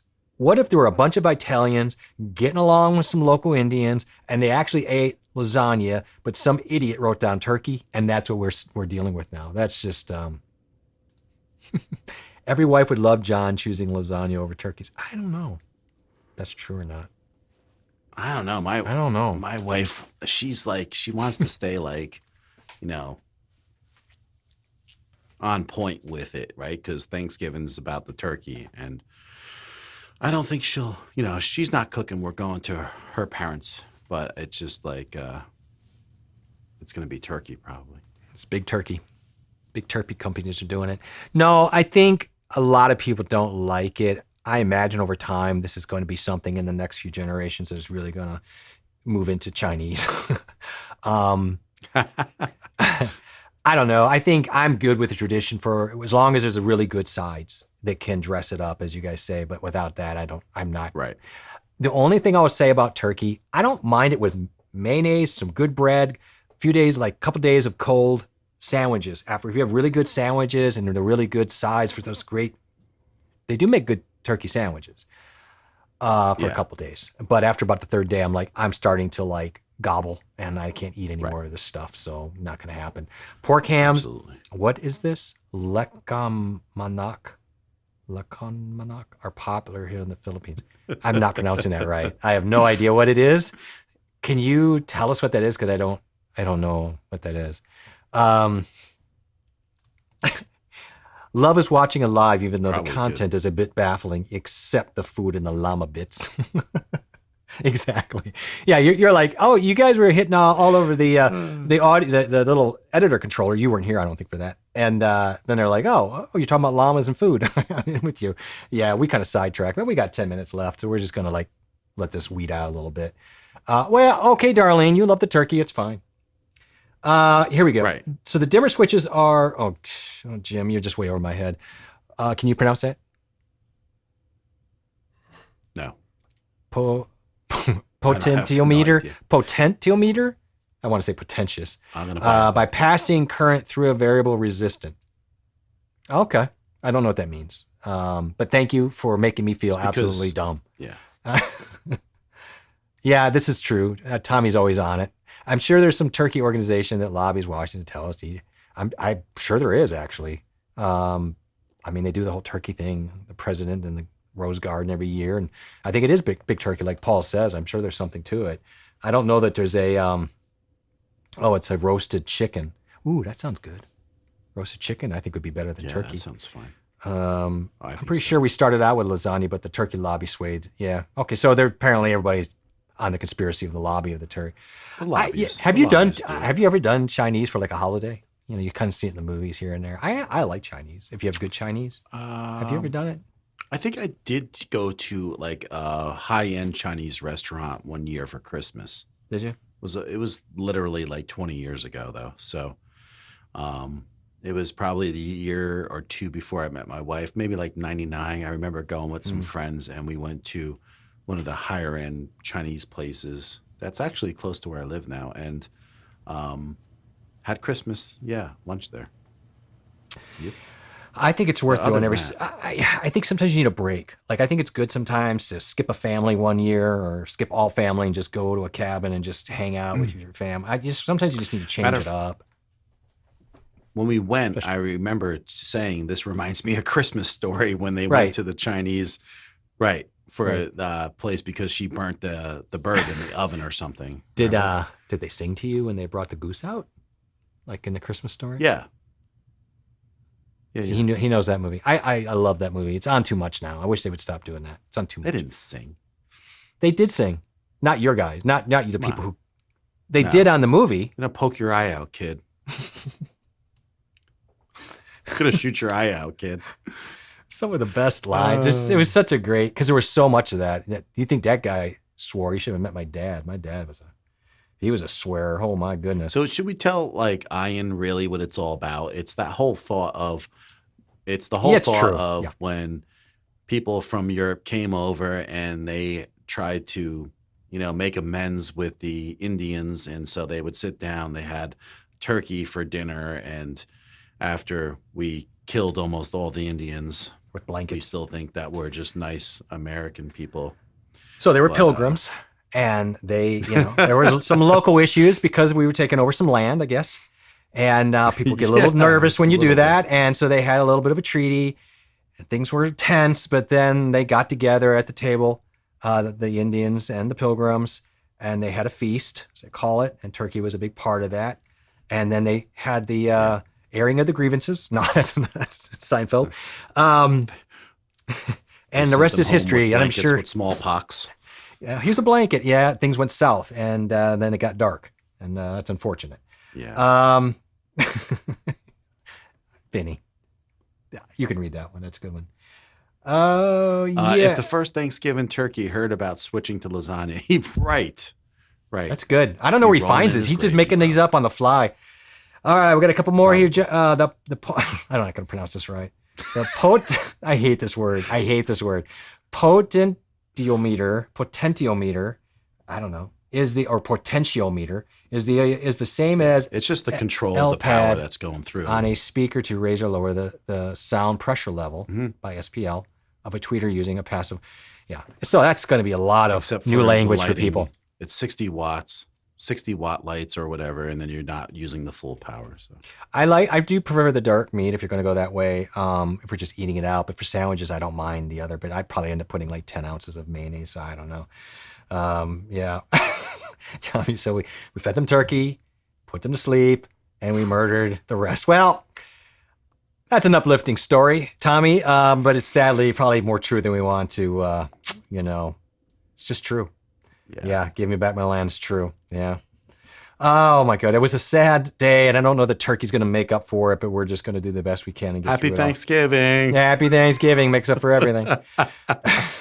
Things went south, they went dark. Settlement in a nutshell. You got wacko. Squanto saved the pilgrims. That's true.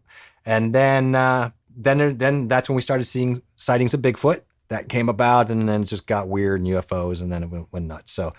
And then there was before was when we had the headless pumpkin guy riding around. The stories that came out of the east part of the country in the olden days is something like the jack-o'-lantern, the guy with no head. It's about Thanksgiving. That's right about the mid 1800s when we banned Christmas for a few years. We have an interesting history.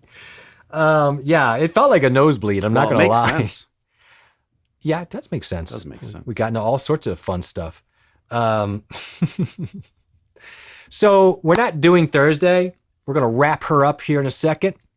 And I want to thank everybody for coming out. So today, for those who, came on earlier, I'm going to back up and we'll just kind of do a whole little, we did a whole thing here. Take that, John. We did. Does anyone use the green screen here? Yeah, I want to ask about that too. But I showed off the Tourbox today, which controls a lot of different apps, specifically film editing software. That's what we're using it for today. By the way, it works really good in DAW. So it works really good in like Sonar or Pro Tools.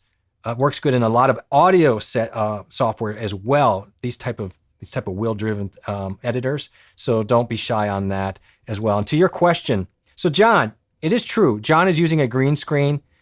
That's a good question, actually. I didn't ask it. I haven't seen a lot of green screens in people's streams, John. Do people still use them, by the way? Any of you guys still use them? Rob does. Yeah, that's true. He actually uses it quite a bit. He's got a lot of turnstile things going on back behind him. But I'm just curious if anyone's ever messed with one before and tried one out. And another couple things that I just wanted to mention today too is Sony announced they're going to, which first of all, I kind of can't find the A6100 anywhere for like the last 5 months or so. So I think they stopped making them pretty much. But They announced today that the 6400 is going to be put on hold now. They're not going to be making any more at the present moment because the status of the processing chips are in pretty bad situation right now. So there's a few of the older cameras that they're not going to be doing it for. Like I think it's the A7 II. They stopped making any of those, or the 3. I don't even know. There's 3 of them, but one was the A6400. So whatever's out in the stores right now is what's out there. So, yo, Nick, how you doing, sir? Actually, that's what's real. up, I've got to be honest with you. That is really interesting information, and I'm really glad I have mine because the prices are not going to get lower with that information. In fact, this is the thing that we were talking about a month or 2 ago, and I was really worried about this happening, which is going into this season and perhaps maybe, thanks, Jen, perhaps maybe having a problem with things actually going up in price. So we come into Black Friday, we come into the Christmas time. Are things going to be costing more because of the lack of processing chips that are out there? And so we predicted that we are going to land with that. We were kind of like, we think it might not drop. I really think it may hedge and increase a little bit for some of those items. There's no way around it. Everybody's got the shortage of these chips, so everything's running off this stuff. Your refrigerators are running off this stuff. So the demand for these chips for the cars, for everything from computers, everything is just such a demand. Now maybe they're like, hey, this is great because we can just dump this line, the 6100, and we can justify that, move everything over to the 6100. I think they were dumping anyway, but the 64, they weren't really supporting. I'm not sure really. I don't think they wanted to yet, but I think there's going to be, kind of a little situation with that. But the other thing is, I know like Patrick, Everyday Tech, picked up a 6400 like last week. And I'm actually talking to somebody right now with a 6400 and has the Sigma lens with it as a package, and they want to sell it for $950 with the lens and the camera. Okay, but I don't think it's worth that much, unfortunately. Well, it might not, I guess now it's going to be who's willing to pay what. If these 6400, the question is, will them stalling out on the 6400 not only drive the 6400, but what happens then is, and they know this, it starts to make people antsy, and they start to buy the upper stuff too that they were sitting on. They're like, well, I don't want that, the A7 IV or whatever. They don't want those to go up. So people are like, I was sitting hoping to come down. Now I'm worried it's going to go up. So that, or the the ZVE 10. Yeah. Right. So that'd be that one where it could just drive people right to that. That's interesting, and that's kind of a bummer in a way, because for a lot of people who are waiting to get into some of this equipment, maybe at a little cheaper price this holiday season, that may not happen, at least with the Sonys. I think it's everywhere. Like you say, it's everywhere. It's a problem. There are a lot. Nick, again, hi. How you doing? Thanks for being here. There are a lot of things that are out of stock this year, and it's unbelievable. It is. I mean, it's not even just tech. Come on. I mean, you can go into a pick and save, and it's like, pick an aisle, and you're like, what is going on here? This is not used to these kind of shortages. Well, you know what? It's not coming back. So that AM/FM Walkman, it's just not happening. Do you still think the ZVE 10 or whatever the name is? I'm with you on the name. I hate the name. I absolutely hate the name. Just call it the Z10 or something. Why did they have to do all sorts of stupid stuff? Is better than the 6400? Not really, but I guess it depends what you want to use it for. Yeah, it depends. Like if you're going to have it sitting in your studio, I absolutely think it's what you should have, But if you're looking for a hybrid camera, then the 64 is the way you want to go, just for the thought of, if you want to take pictures with a viewfinder, the 6400 has that. It's got weather sealing. It's got titanium body. So, but if you're not really concerned about that and you're looking for a studio camera, Aaron hasn't really been around that much, but that's actually what I'm using right now is the ZVE 10 that you see me on right now. It's great. And with the Sigma 16, and this is a great studio camera. And there's a slight chance that I might be selling my Canon M50 with my Sigma 16, and so I'm pondering thoughts here. So you I can't talk. You eBay people get warmed up. John's going to come out and sell his stuff. Let's all boycott spending Monday during the holidays. Stick it to the man. Yeah, it's always us who get stuck though, because we're just sitting on the sideline, just wanting everything. And is there? Before we go, I was going to ask this question early on, but now I still want to know: what is that one thing? What is that one thing you're just sitting on the sidelines? I know I'm waiting on one particular thing. That light, I'm still. Yeah, John, I don't know if you're still interested in that. We're waiting on some lighting that I do not think is going to come down in price. I don't think so either. Now I'm bummed. Yeah, I don't think it's gonna anyway come down in price, but we're gonna take a look at that Friday and just see also where that goes. And then the other thing is that I wanted to mention, the one more thing was the Streamlabs and about how there we go. Yeah. Yeah. Kind of like we were talking last week, we were talking about Stream Elements and why I like Stream Elements and why it's such a good thing to use instead of Streamlabs for your your alerts and stuff like that.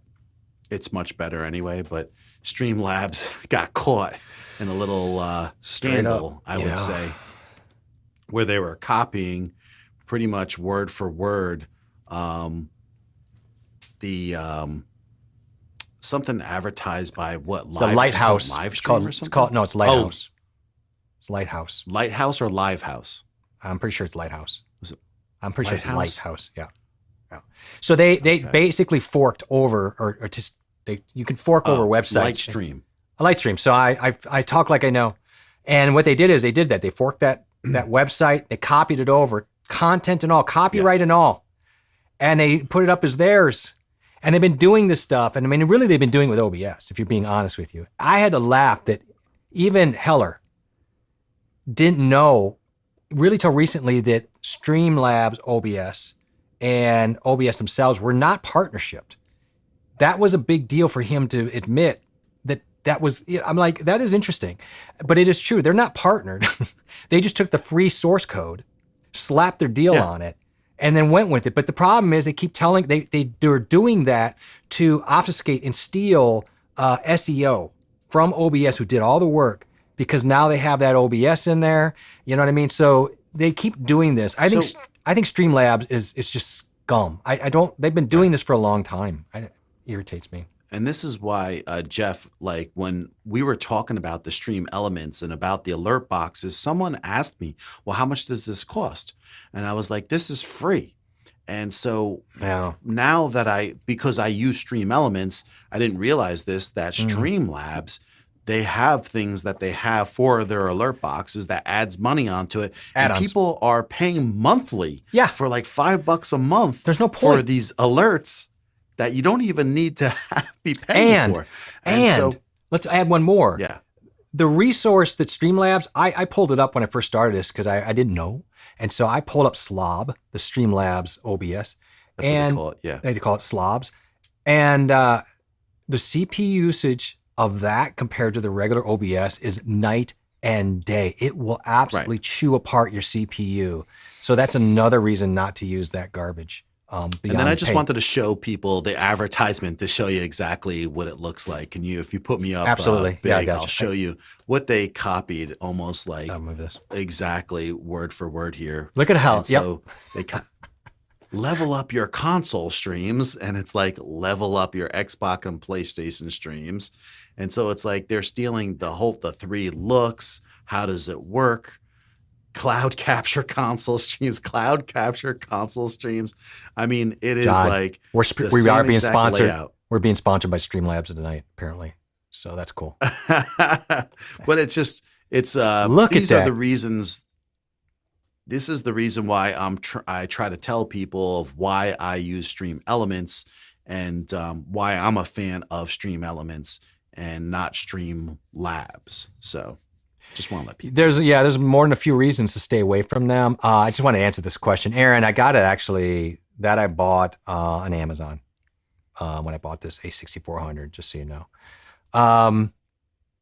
that wasn't the question there. He asked me somewhere in here where I bought mine, and I just want to make sure we answered that question. Yes, I saw that. Right. Where did you get? You got it from B&H, right? I'm an idiot. The fact that John knows better than where I got it from, I bought it at B&H because of the warranty's better. So I got it I got that at B&H. Thank you, John. I got the Sigma at Amazon. So thank you. That was a yes. So he follows up with, my 6000 is losing the focus often lately, and I'm feeling the camera age is knocking the door. That is unfortunate. I don't know if that's a fix. Usually with that kind of stuff is really dicey. That's a bummer, man. I'm sorry to hear about that. And that's never good. It never happens. It's like a car. The car never dies at the right time. It's always when I'm like, oh, I just need refrigerator and everything else. And it's tough. Let's see. So if you hear static with the Walkman control, pour a few drops of alcohol. I'm just laughing at this. You could tell Jim has gone through you could tell he's our age because he went through all of this. I remember doing this with some of this. You would drop alcohol because those controls would static up. Remember that? You turn the volume or the controller would just static all the time, and there was a way to deal with it. That's really funny. But it's a potentiometer. He did correct me on it, and I appreciate that.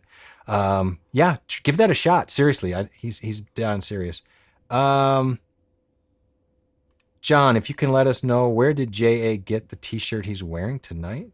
I don't get it. Because I know where you got your camera. Oh, that's so funny. Are you guys happy? You got a little gang up there. That's cute. That's he did know, but John does remember that stuff a lot, and I have no problem. He's like my walking version of my Notion. I don't have that up, so I just go to John and say, John, where did I get my little cable, my little dummy I think batteries? we had a discussion too, because I know people were saying, oh, I could save $50 on my camera, get it on Amazon or get it on eBay. And my point was, don't go out and buy a camera new from just anywhere. Make sure they're an authorized dealer, because otherwise you will not get your warranty. And some of these people on eBay and some of these people on Amazon, they sell these things without a warranty, and they're kind of like, what do they call that? Black.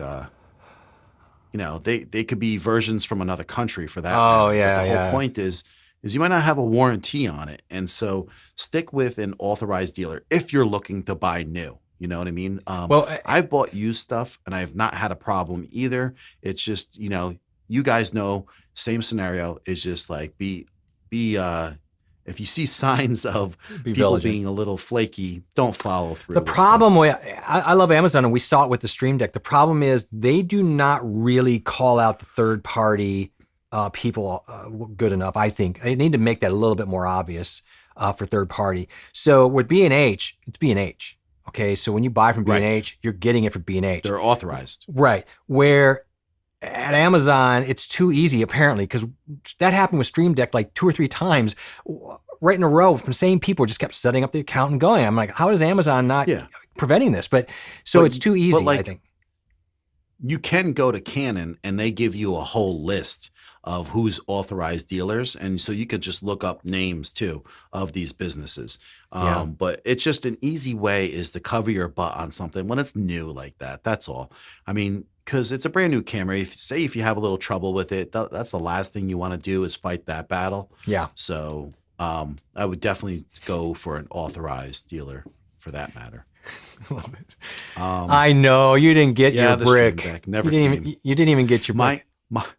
Mine still, I mean, they sent me the money back, but it's funny. I go past it and I see it in there and it says, still running late.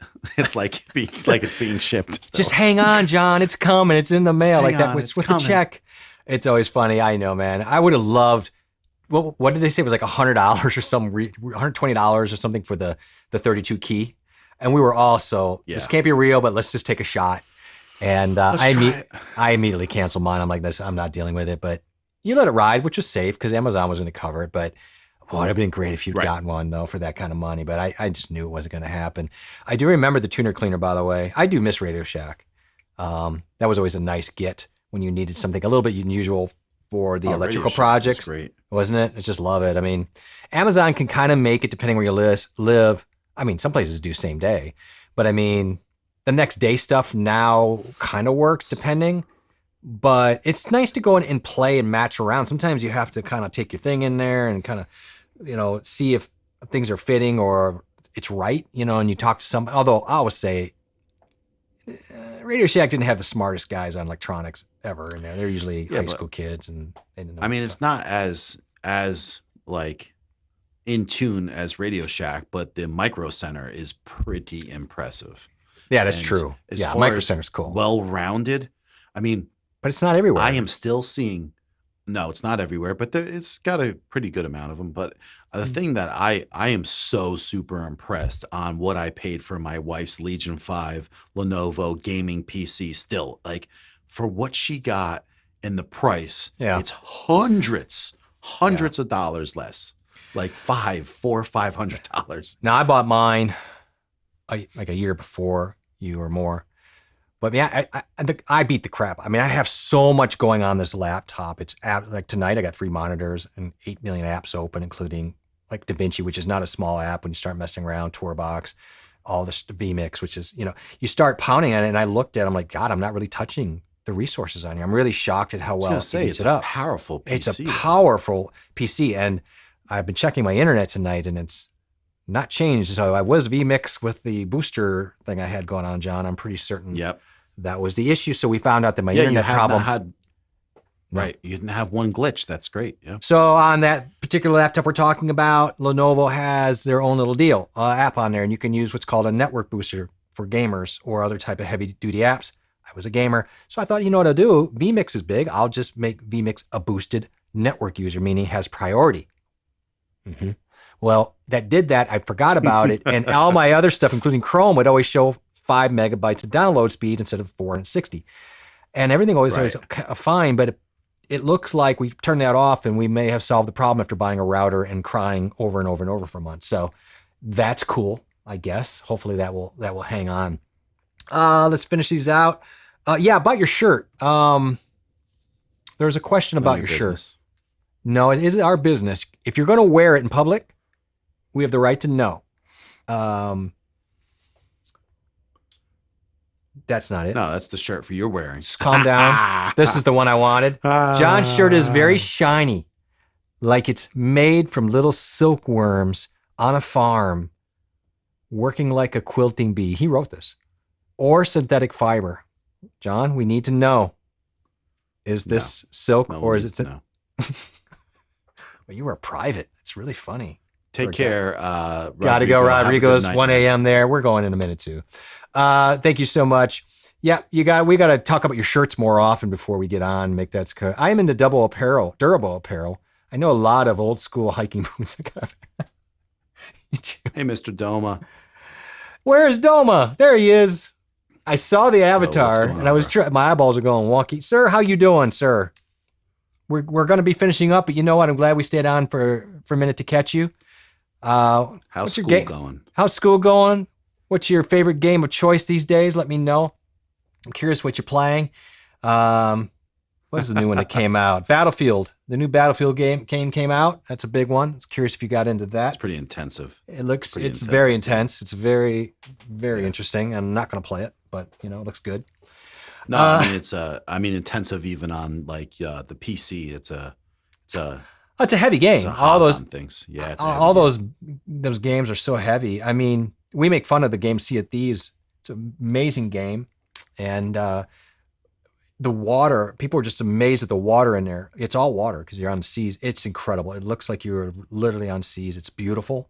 You could sit there and people will talk about they go home and literally turn the game on just to chill. Like it's such a chilling, immersive game. And then Disney did the thing recently where they had all the actors from the pirate movie, the Caribbean, and they did a thing for that game and injected it into the storyline. It's just a beautiful game, but power hungry. Like these games today, especially for these cards, if you don't have a good, and of course the cards are like really expensive now, and there's that. Yeah. So, that was the thing.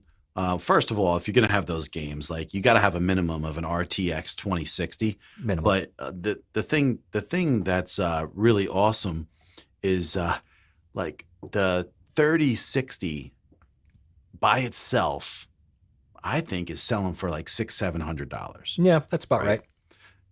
right? So my seen stuff wife's for 3,000 laptop altogether, right? My wife's laptop altogether was $1,300. Yeah, so your way to go So, is to buy like, pre-built, obviously. But how long is that going to last, she built John? the whole thing. Well, What's she that? spec'd it out. I mean, she put the parts together, but there's a shell that you pick from. It's not like that. Their options aren't that variety, that aren't that vast. They give you a little bit of a lane that you can choose. Oh, I love mine. My choice was great though, because it was the Ryzen 7 5800, right? The new Ryzen 7. So it wasn't like the i7, which I would rather have the Ryzen 7. So the Ryzen 7, the 360 in there, one terabyte NVT. I mean, yeah, all the best stuff. NVD, trust yeah. me. So she will have that laptop for 8 to 10 years. I have the 2080 RTX on here. I paid because it was new, really new at the time, and I really wanted that. I'm glad I did because even though I could get it cheaper now, I've had it for a while and it future-proofed me for a bit. I mean, I can still power through some things with this thing. Is he saying is it a 1660 or is it 1600? Isn't it the 1660 or the 16? I can't remember now. Is that the 1660 Ti is really the minimum card? Well, Nick is saying the 1600 for a video card is nothing. Come on, just buy. Yeah, I think he's laughing at the idea of it. Yeah, you can have the 1600. No, 1600. I know, absolutely. but I didn't know if he was alluding to the six. At first, I was thinking he was saying you could just get a 1600 and you'd be fine. I get the joke now. But I mean, you could still play a lot of games with the 1616 Ti, honestly, and you can get those at a pretty good price. But some of these games now, it's just getting to a point where you're definitely not future-proofed, and if you want to do other things, that's going to be a problem. That's where they're sticking you though with the laptop where 1660. they're not giving you a 1660. They give you a 1650 in most of them, and people don't realize that a 1650 and a 1660 is a pretty big difference. Right. And so they think made in Peru. A 3050 or a 3060 is the same. No, there's a pretty big difference in a 3060 and a 3050. And the other thing that they don't realize is a lot of these laptops give you dummied down video cards where the voltage is like, say 10 or 20% less. So the video card can't put out the same specs. So that was important that I was getting a 140 watt video card in a laptop, giving her the full potential of that 3060. Let me ask you something about yours. One of the things I do not, and I love everything about my Lenovo, which is in the same vein, the brick, the power brick is absolutely ridiculous. The power brick is, I'm kidding you not. It has to be though. It's the size of this right here. It's huge. Yeah. Okay, fine. I get it. It has to be that because it's powering a lot of stuff. It's a lot. But my only complaint is you have to admit, if it's the same one I have, the power, the cord that goes in to the brick from the wall, look at it. It doesn't recess all the way, and it wiggles, and if you hit that on accident anyway, it pops out so easy, dude. It's just not a really good. It's not made well. That's the only negative. I'll check hers. Yeah, check it. I'm just be curious. I'm hoping they improve that because that mine just barely gets in there, and it was a complaint that people had. I'm like, do I want this to be a deal breaker? Because everything about this I absolutely love. It's not a deal breaker. The only other thing is I always love to have two of those around for managing different parts of the house. But the cord, the brick, is like $120 if you want a second one. So that's a deal breaker. Thanks, Annie. Well. Annie's out. Yeah. Have a wonderful Thanksgiving. Yeah, Thank you for stopping in. I hope you maintain a tan through your holidays because it's not going to happen here. Enjoy Phoenix. Or I don't know if it's Phoenix. Enjoy Arizona, though. Tucson? Maybe? I'm not sure. Let us know. Is it Tucson? Can't remember. Tucson, Annie. Yeah. Happy holidays. Family, be fun. So, yeah, well, I think it's a good time to head out. We had a much longer stream. Okay. I didn't mean to hold you guys. You saying okay to me or something in chat? No, to you. I have a class tomorrow. I got to take. Well, you should have told me that. We could have got out of here an hour ago. I didn't know you had a class tomorrow. I took CPR and first aid today. I got recertified. I actually should do that. That's a great idea to do. I have to for work. They do it like every 2 years. I would imagine you do, actually. Yeah, it's a good idea. How every 2 years? Yeah, it's like a 2-year thing, I think. God. Okay. Well, I actually should do that. It's actually a thing to know. It's been a while since I've done it. I appreciate you put up with me. I didn't know you had a class tomorrow. But thank you for everybody who hung out. It was a lot of fun tonight to talk about the controllers and turkeys and blue screens and cameras and you name it. It was a lot of fun. Blue screens shining on me. Talking Nothing about but blue screens. screens from Do now I on. see? Oh, do I see? That's what it is. I can't know the words of that song. And then we'll see you guys. We'll see you guys on Friday. Check us out on 11 a.m. ish on Eastern Standard Time. And John's channel will be over there. I saw you talking to Mommy Lala, or I saw you guys messaging. I'm just swamped right now, but I am gonna talk to Mommy Lala and find a time. I know on the old we can connect with her. Yeah, camera. It might even be after the stream on if she's around. I think Friday would be 12 good. o'clock there. Yeah, Oh, yeah, no, that's a it's gonna be problem. 12 midnight there. Could do it I'm gonna before try ours. to find a time for you, Lala, where we can connect and do this together online in StreamYard or something like that, where we could fix your camera to make sure we go over step by step so it works. So He's hungry. See you, Aaron. Thank you for stopping. As always, nice thanks to for see you, coming in. Aaron. Nice seeing you. And I gotta hit you. Your I'll hit new you up on video is awesome too. I need to check it out. I do know it exists. And yeah, should hit me up on Signal. We should talk, get caught up. Thank you, Jim. You brought a lot of information yourself to the show tonight. I always appreciate that. You have a lot of great insight. Happy Thanksgiving to all you guys and Turkey Days. Mommy, thank you so much. Congrats on your interview today. We will get in touch with you. It'll be okay. Jim's gonna be busy Friday, which is now we know. And yes, my camera issues are really a bane of my. Yes, we all have one of those banes. I am John's bane of his streaming existence, but we still move on. We still find our way, and we have it happen. So, John, I mentioned I'll talk to you before actual Turkey Day, but if for some reason I don't, but we need to talk a little bit, maybe get kind of set up, maybe a little bit for what's happening on Friday. Although we're just going to jump on and talk some fun, so it's not that stressful. But yeah, let me know. I also want to know. I want to see if Tommy's streaming on Saturday night. Also, I was just curious to see if Tommy and streams Tracy this Saturday or not. Yeah, let us know if you. Yeah, that's the thing. I was just thinking about doing a quick hit stream myself. Maybe jump a little more deeper into the controllers and just kind of isolate on there. I need to do a couple solo streams here and there, and so this weekend might be that day. So you might want to be able to do your Saturday. So maybe you're asking out of courtesy there. I might do something just quick Sunday in the morning or something like that, just to kind of punch it out for a half hour. But let us know, John, and we'll get on there and have fun on Saturday. If you jump on Saturday, I'll see you on Friday. Don't forget to say "see you in the morning" to your corn. Yep, exactly. Jesus, Vinny. Thank you. That's the way to go. You guys are great. We will see you guys on the flip side. We'll see you on Friday morning, John. Be well. We'll talk to you guys soon. Ouch.